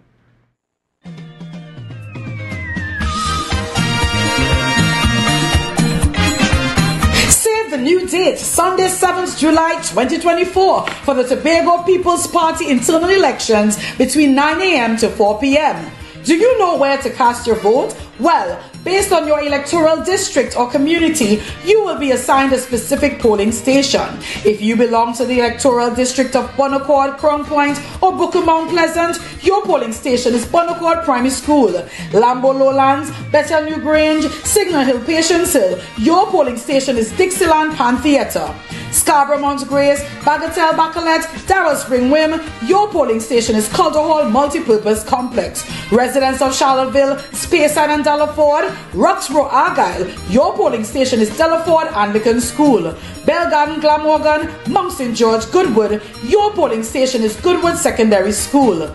Plymouth Blackrock, Bethesda Laketo, your polling station is Blackrock Multipurpose Facility. And Mariah Mason Hall, residents of Castara, Palo Trevere and Lansford, your polling station is Mason Hall Community Center. Please stay tuned for more information via Tobago People's Party social media handles. Let's go. It's a brand new morning, rise.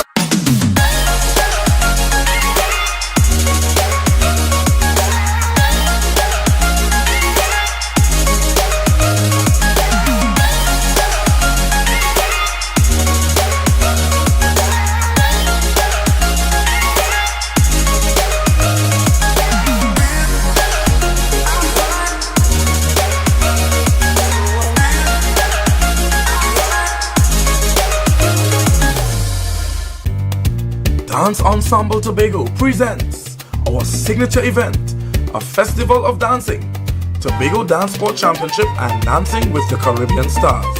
Dance in with DNA, our 11th edition, Saturday, July 6th at 5 p.m, Shore Park Cultural Complex. Featured in this year's lineup, Assemblyman Trevor James, Mrs. Petal Daniel Benoit, Mrs. Diane Baker Henry, Miss Davia Chambers, Miss Leslie Ann Ellis, and Miss Sinel Dempster. Limited early bird tickets. Adults $150. After party only $100. Children pay $75 at the door. You don't want to miss this one. Get your tickets early from Dance Ensemble class members, D&D Jewelers at Tobago United Cooperative, Milford 24 Gas Station Canaan, and the Shore Park Cultural Complex box office. For more information, contact Nikisha White at 772-9049 or Nelisa Dick 340-5758.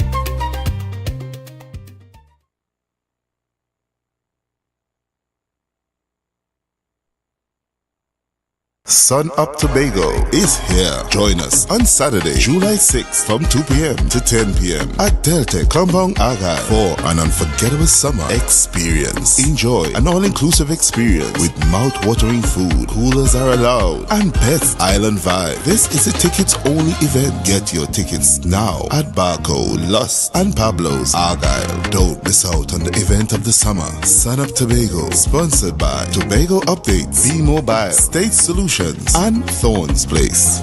Look at people in here tonight.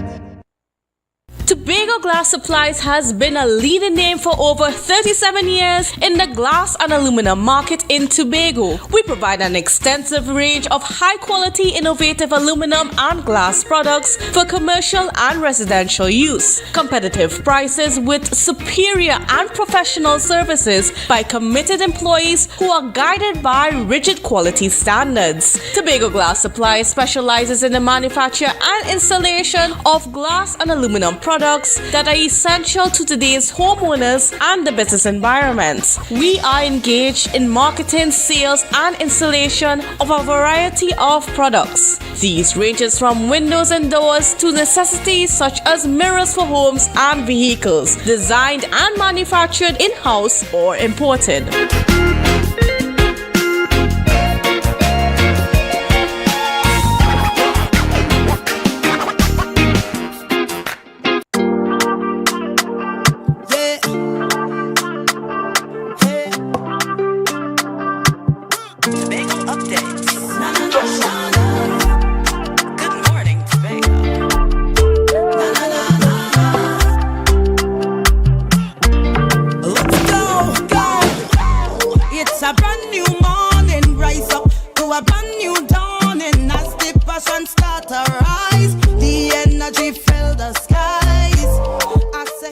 Welcome back, viewers. Thank you for staying with us on Tobago Updates Television. I am Natalie C.D. Richardson. It is Friday the 5th of July and you are viewing GMT. Good morning, Tobago. With me this morning is another esteemed lady. Yes, it is Mrs. Gertrude Bernard Trim, and some of you may be quite familiar with that name. She is a former awardee, Medal of Honor. Usually, you know, the Tobago House of Assembly would give out these awards, and of course you have to be nominated. So it means that Mrs. Trim would have been recognized by colleagues, some people around who understood the job and the contribution she has been making and continues to even make today. And of course that she got the award in the category for public service recognition. Mrs. Trim, good morning to you. Good morning. Right, so for those of you wondering which Miss Trim, it is Mrs. Bernard Trim we're talking with this morning. And I want us to look at a little bit about you and talk about the field, your profession, because I think it's quite an interesting one and one that people may overlook. So tell us a little bit about who Miss Gertrude is. I am Gertrude Bernard Trim, originally from Glamorgan. Migrated to the western side of the island and got married. Yes. I used to be a nursing assistant, enrolled nursing assistant. In 1983, I got a promotion to field interviewer. Those days, you used to call it contact tracer. Right, and I think many of our viewers are familiar with the term, you know, contact tracing, and someone who does that because of COVID. You know, that's one of the terms we heard a lot of. Right. Yes. But those days, I was appointed contact tracer for the STI clinic. Right. That is sexually infection. Right. You know, you have gonorrhea, syphilis, herpes, and then HIV came on the scene. Right, yes. So I was pretty well known around Tobago. People call me different names. The condom lady. Right. The dead car. Yeah. Because of the nature of your because of the job. nature, Yes. right? Because, as you know, sex is taboo. Yes, yes. And when you had to chat with somebody or question somebody about their sexual life, wow. And I want to ask, because I think that it's an interesting field in that, again, because someone may just say, oh, she's just gathering data. But the nature of your data was quite sensitive. Yes, it was. And very important. How did you go about getting your job done? Because one would assume, I mean, for you to just come into a stranger's personal space and ask about their sexual history, you would get some resistance. How did you manage on that job? Well, I might say, recommend myself, I'm down to earth. Right. I'm with it. So when I go into a home or meet a man on the street or a woman, I would, you know, say, sweet, I love to call people sweet girl. Yes, or right. sweet boy. Yes. So I will say, sweet boy, I come to chat with you about something, you know. And I usually have my condoms with me. Right. So I would say, hey, you ever use a condom? And then sometimes, most times I would have like a carrot or ripe banana to show. And then I would say, well, look, we had somebody came to the clinic and they called your name as a sexual partner. Some would say, me? You know, and then you go along with that thing and then they open up. Yes, you had resistance because you can't just ask me about my sex. Yes. You understand? Sex is taboo, I said. So then you said, well, you know, somebody called your name at the clinic, and I am here just for you to come in and start your treatment and to ask you if you have any more sexual partners. Right. More than one, they would have more than one. Right. Because, you know, men, right? So you will start your treatment. Some would resist. Some would say, no, me. And nobody ain't called me name. And some would curse. And but you had to do your job. But what about those who would have had that initial resistance and or denial? Did they come around, or was it just in your place to, if they just were in denial, you just had to move on? No, you had to try. Right. Sometimes you go back to a person 3-4 times. Right. And at one time we had a doctor, Dr. Paris. She used to come around with me, and when, you know, I am not getting through, she would, you know, let me come out from the car. Sometimes in the car, you had to chat with them. Right. And I would just come out and she would continue.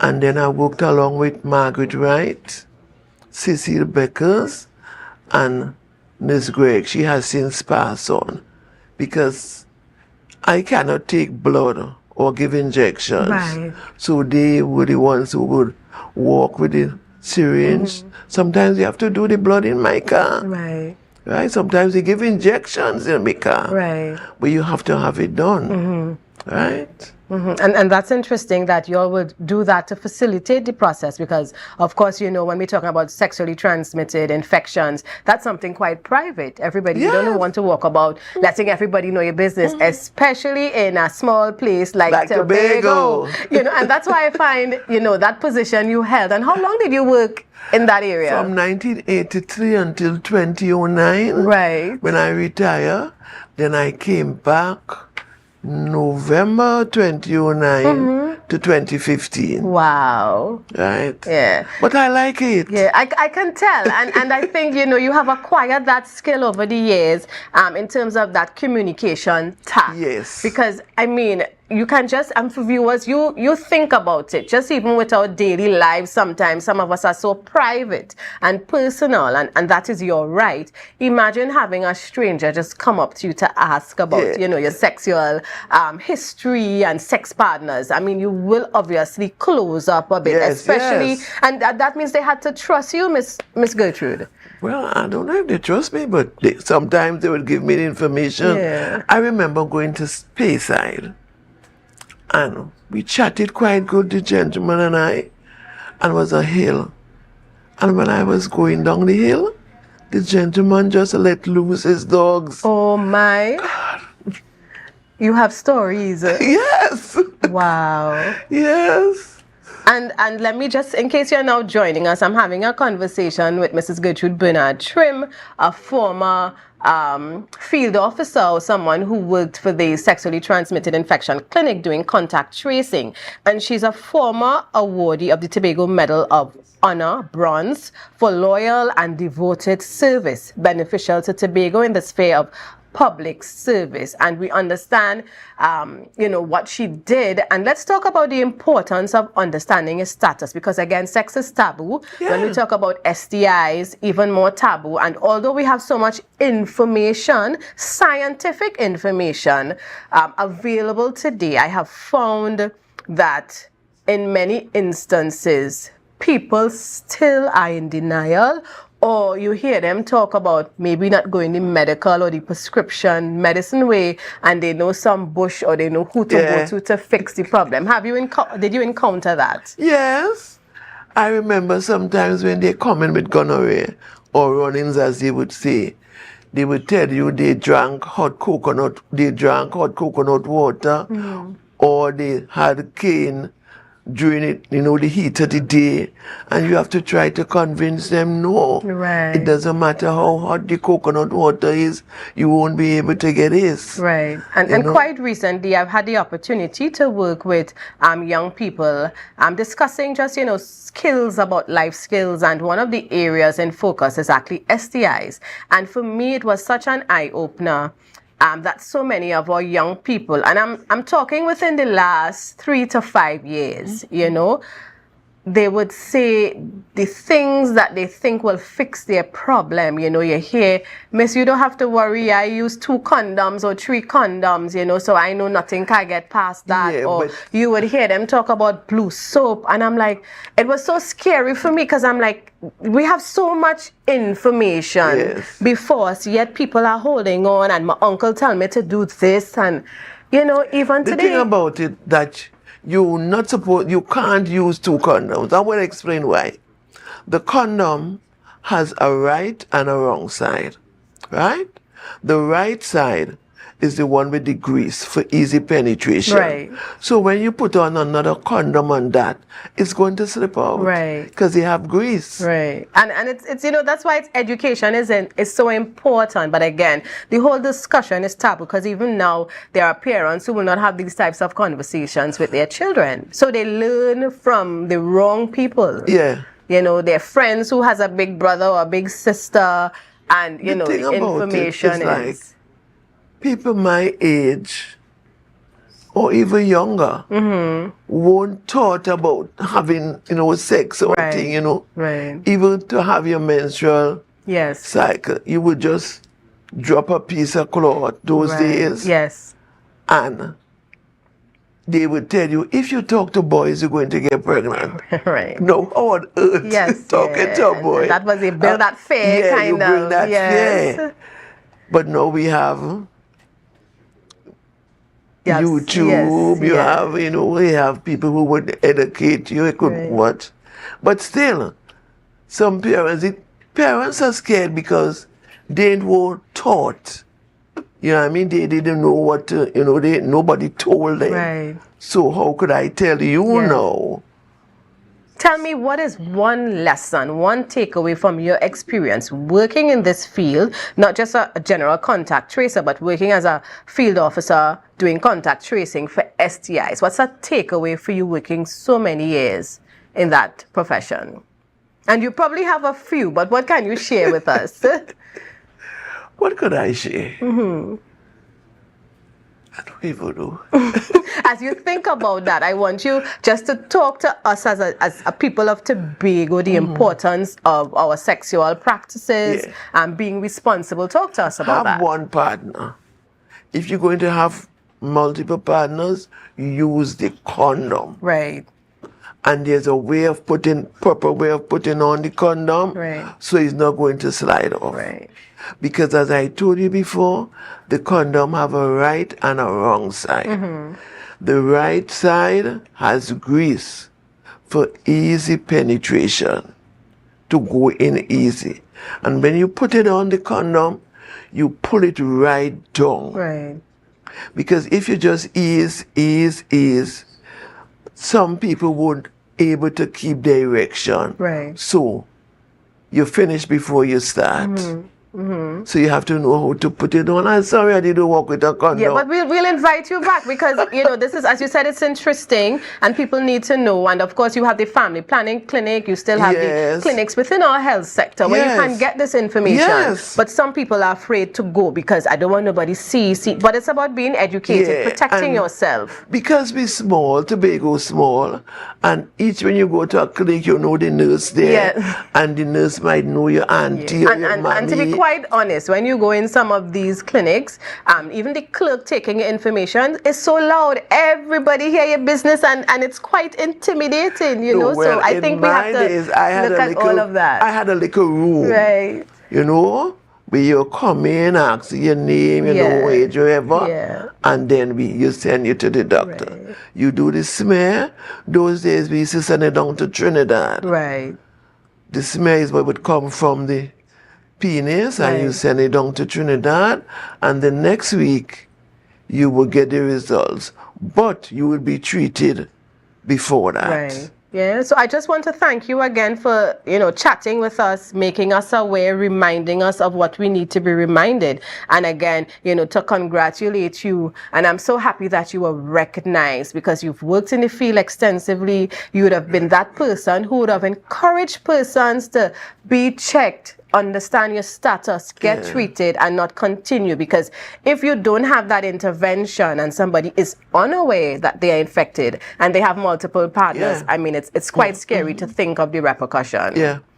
So I want to thank you. And again, for those of you we see on screen, Mrs. Trim receiving her award there and the Tobago Medal of Honor, bronze for loyal and devoted service beneficial to Tobago in this fair of the public service. I want to thank you so much for spending. And we'll ask the producer to get you back here so you can have proper demonstrations. And some people will definitely take it in because they will not go to the clinic. So thank you so much, viewers. Thank you for having me. Yes, viewers, we get ready for another break, and when we return, we talk a little bit about disaster relief for the victims of Hurricane Beryl. So see you on the other side. The energy fill the skies. I say thanks for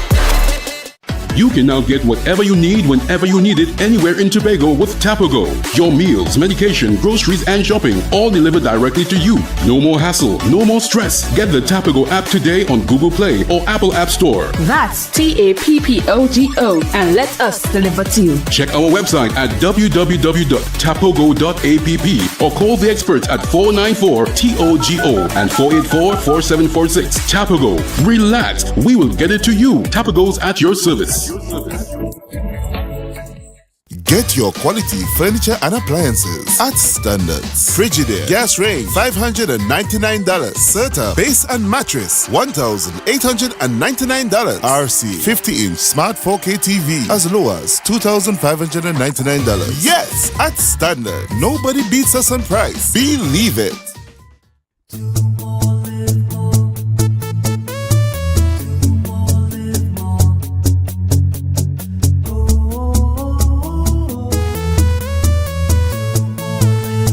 This is how it's gonna go. They better look up and look, 'cause this is your show, and everybody's gonna know. Say it to them once again. They better look up and look.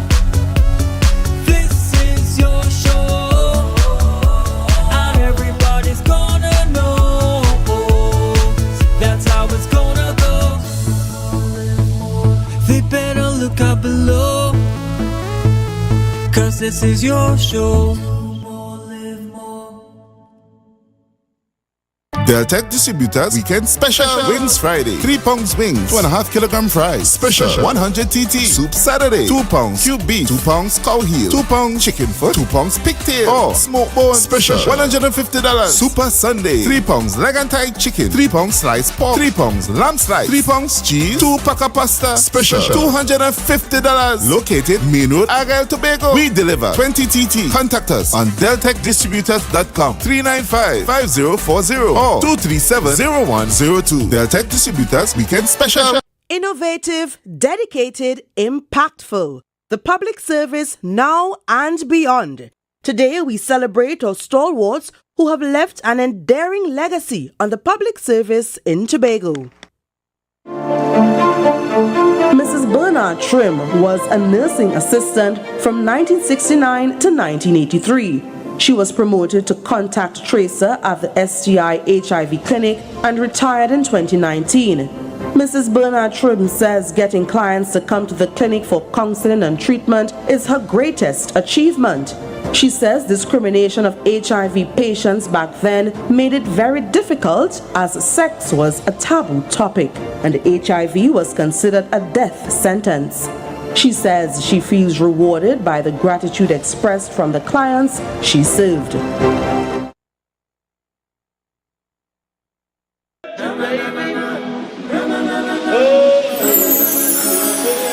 I can't live without you, I can't be without you for too long. 'Cause when I'm around you, I feel like the heavens has come and gone. I feel it in my soul every time we on the road. It's a miracle. A million strong. Yeah. Hey. Tobago updates.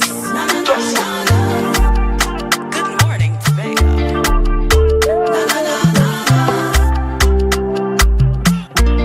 Let's go, go. It's a brand new morning. Rise up to a brand new dawning. As the passion start to rise, the energy fill the skies.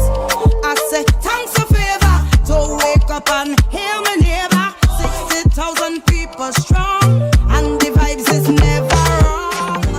Welcome back, viewers, and we are keeping you very busy with information and meeting our guest this morning. With me is Mr. Diamond Andrews, ASI President of the Tobago Chapter, and ASI stands for Adventist Laymen Services and Industries. It's part of the Seventh-day Adventist Church. It's an NGO which exists within that denomination. He's no stranger to us. Mr. Andrews, welcome. And of course, next to him is another person we all know, and of course we know he has been working quite hard. Well, he's always hard at work, but maybe extra over the last few days. Mr. Alan Stewart, Director of the Tobago Emergency Management Agency, also known as TEMA. Good morning, sir.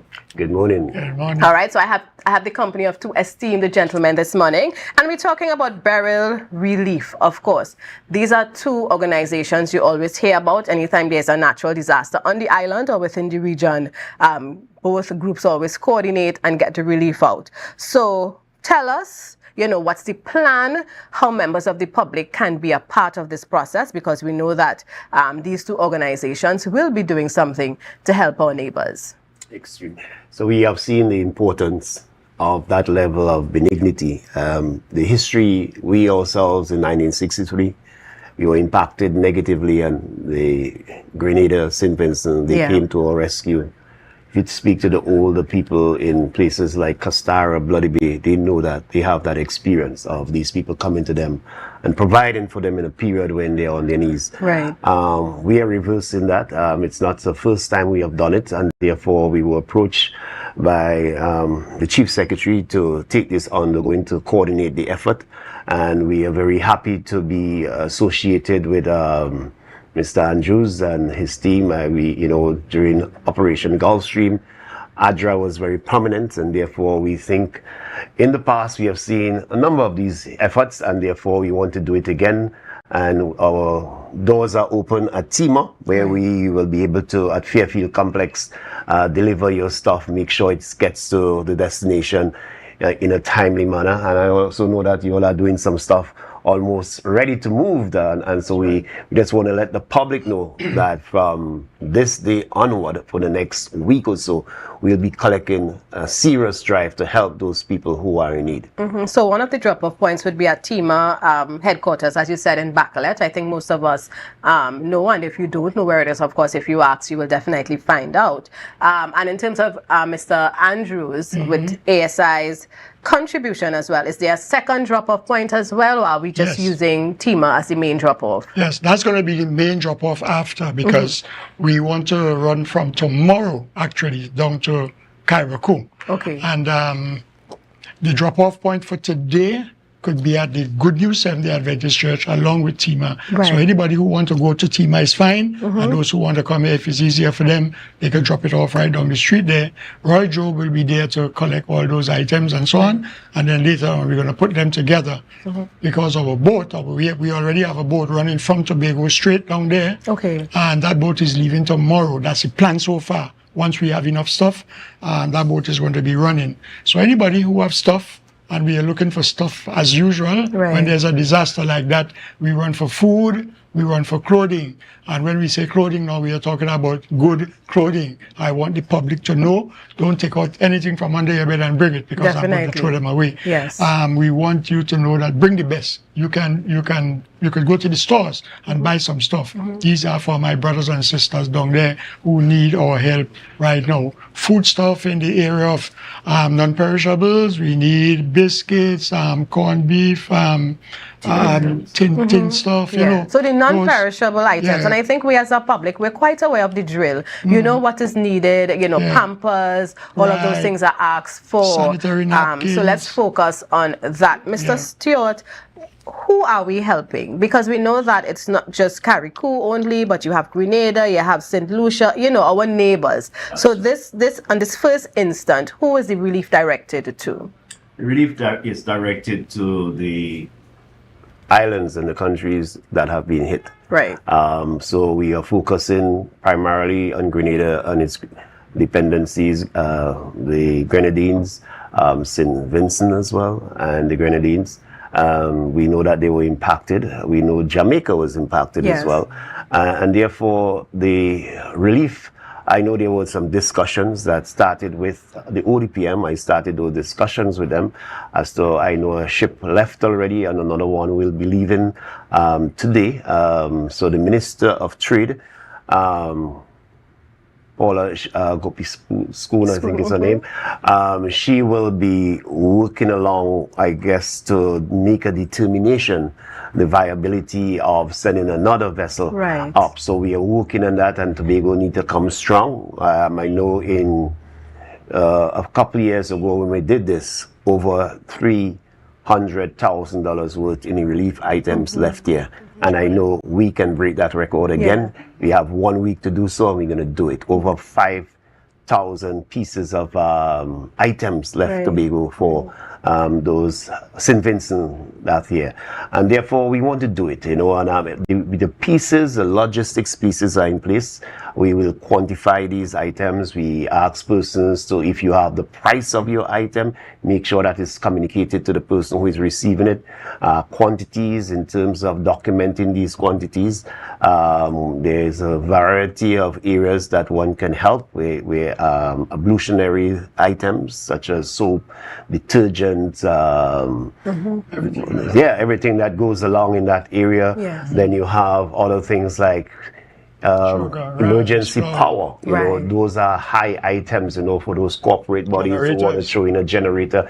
This is what they need right now. They need things, they need tools to rebuild their places and that kind of stuff. So you have a cadre of area in that cache. You will see a lot of different things categorized, and therefore we will make that that information available as early as later today. I know the information division unit is working on it, and therefore, come out with your love and, let that benignity overwhelm them, and heal that pain that they are going through right now. Good. Yeah, so we want to also, we've seen that we want to go down tomorrow.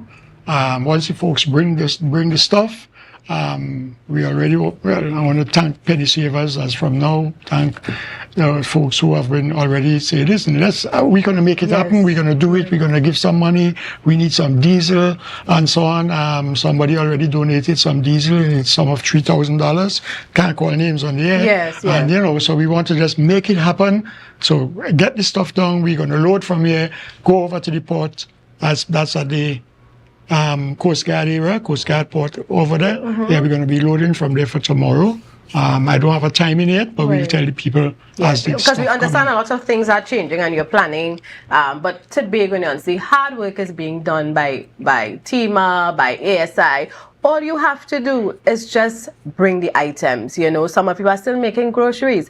Pick up some extra tuna, pick up some extra canned peas or something. And I always encourage parents, let your children be a part of this process. Let them learn the importance of contributing to those in need. Let them build that, and you instill that in them. I am my brother's keeper. Sometimes we like to keep in our corner, but you only understand how important it is to be your brother's keeper when it's reversed. That's right. So get busy. $300,000 worth was the last relief effort. Somewhere around. Yeah, it bypassed that. Right, so and Mr. Stewart challenged us, Tobagonians. We love a challenge, and I'm sure now, don't let me down because I'm talking big and bold this morning. I know that we can surpass that.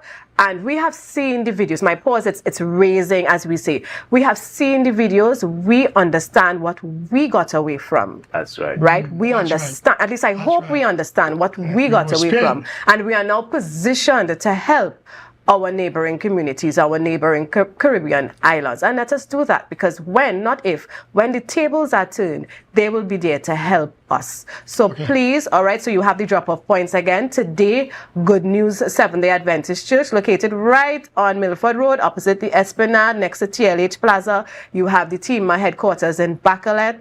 Not easy to miss, right? Easy to find. Just keep updated. We all know you all love social media. So as things evolve, as more specifics come out, it will be communicated. And I'm sure for those who have the Zello app, who have been part of, the last few days, listening to the updates coming from TEMA, coming from the relief centers, information I'm sure will also be shared, and we will be directed accordingly. So gentlemen, this is important. 211 is on right, as well. Good. 211, you can call. 721-6409. Right, 721-6409. I'm sure that's the number, Mr. Andrews. All right. So let's see if we get those numbers, so that Tobago, we will definitely rise to the challenge. And I'm not saying overextend yourself. If you can, go right ahead. So Mr. Andrews' number is 721-6409. That's 721-6409. If you want to contribute and you want to reach out to him and share how you would like to contribute, do so. For those of you who have Tima's number, you also have 211 where you can get more information. And Tobago is small. Those of you who have Mr. Stewart's number, you could call him. Those of you who have another person from Tima's number, call them, find out, and let us really rise. Let us rally and let us push, and let's do it fast. It's not time to think about what you could do, but just do it. Yes? Somebody's waiting on something to eat. Somebody's waiting on something to put on. Somebody's waiting for some water tomorrow, not next week, tomorrow. So we start now. If you could buy a box of Band-Aids, buy it. Anything and everything will add. All right, so again, parents, involve your children in this process. Talk to them about it. Let them see the videos. We show them everything else. Let them see what's happening. Children are impacted.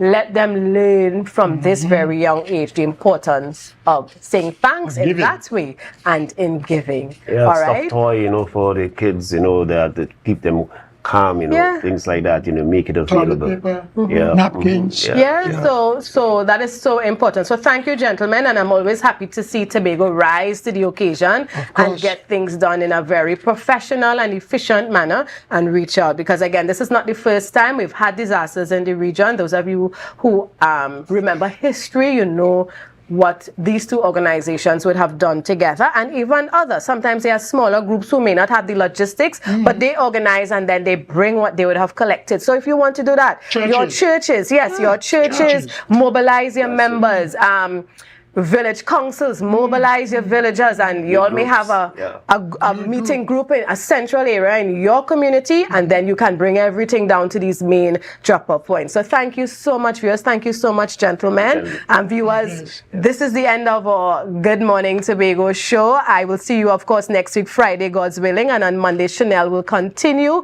leading and charging the way. And let us remember to stay safe. It is Friday, but stay safe. Thank you so much.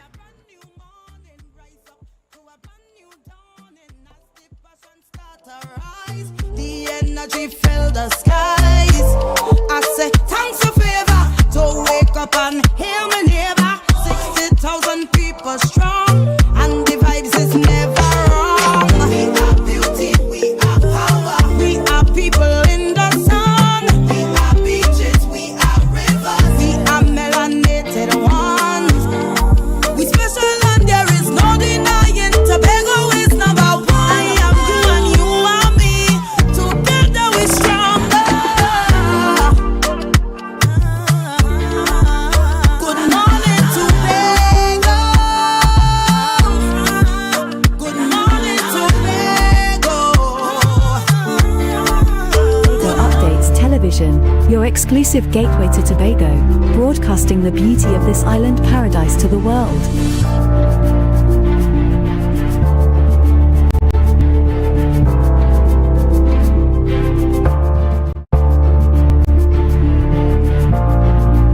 You're viewing Tobago Updates Television, your exclusive gateway to Tobago, broadcasting the beauty of this island paradise to the world.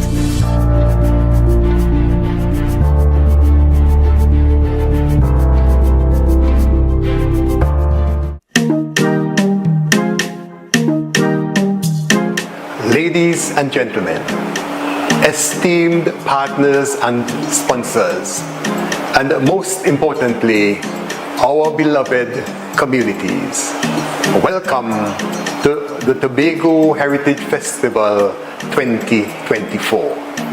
As we embark on the 37th year of this festival, our theme is We Come Back. Back to our communities, back to our villages, back to our true indigenous heritage presentations and productions. We are bringing back iconic events such as Yesterday's Children, Belmana Riots, and the Courtship Codes. We want to highlight the importance of coming back to our roots, celebrating the people and the communities that make Tobago so special. Get ready for an unforgettable experience as we say, we come back to our true essence. We want to encourage each and every one of you to continue to support our cultural development and preservation in any way that you can. Your support is truly invaluable. Together, we can continue to make a positive impact that will be felt for generations to come. Thank you, and see you in July. Ladies and gentlemen, it is with immense pride and excitement that I address you to officially launch the 2024 Tobago Heritage Festival. The Tobago Heritage Festival is not just an event, it is a journey back to our roots. This year's theme, we come back to our communities, back to our villages, back to our true indigenous heritage presentations and productions. It captures the true essence of revitalizing the culture and traditions that have shaped our identity for generations. This year marks the 37th successful hosting of the festival, and we are proud to officially dub the month of July as Tobago Heritage Month, a time when our island comes alive with rhythms, flavors, and stories of our ancestors. The festival continues to offer an unparalleled opportunity for economic growth on the island. Every stakeholder, from local artisan and vendor to hospitality businesses and transportation services, stand to benefit. Our vibrant cultural displays will attract visitors, boost tourism, and provide a significant economic uplift to the island. The heart of this festival beats in our communities. We are empowering each village to manage its own productions to ensure authenticity and sustainability. The Tobago Festival Commissions Limited and the Tobago House of Assembly are here to support you, fostering an environment where our heritage can flourish sustainably. As we embark on this journey, let us celebrate the essence of Tobago. Let us honor our heritage and support our communities as we showcase the vibrant culture that makes our island unique. Thank you.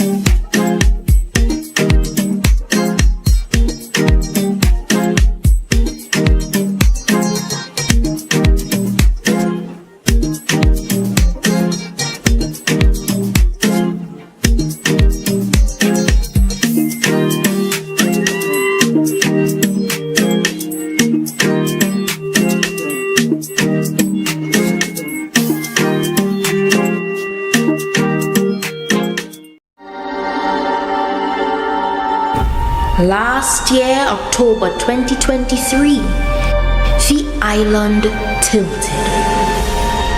The peaceful bliss of sea, sun, and sand was transcended as we took to the streets to revel in paradise.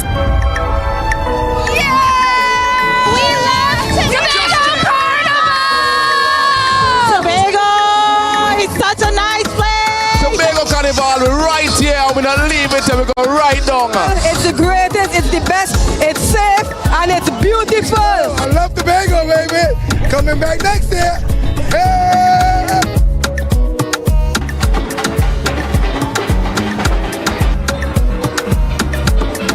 Playing pan on the streets is a magical experience. When the band strike up, is rhythm, steel and powder. This is Tobago Carnival, pan in paradise. Tobago is the best. Tobago Carnival is the new home for the legend of Calypso. Where else can you get sweet Calypso music that gives you that nostalgic feeling? Soca Titans is we title, is we monarch. We built artists from scratch who can perform with the best. Real titans of soca. When last you've been to a party, plenty women looking so nice. We must be in paradise. This year, Ritual takes on new space and dimension. Traditions will be reimagined, breaking free, and taking on new meaning on the road. I love the energy! This year, the revelry is bigger and better. More colors, more meaning. Great packages for the masqueraders. Tobago Carnival is freedom. This year promoting safety in all events for Tobago Carnival. This year promoting whining, not minding people business. This year promoting clean fun, security and freedom. Freedom to be any version of yourself that you choose to be with love and safety. Here, you have permission to be you, uninhibited and free. So what you waiting on? This year, this October 2024, experience the ritual, revel in paradise, release yourself.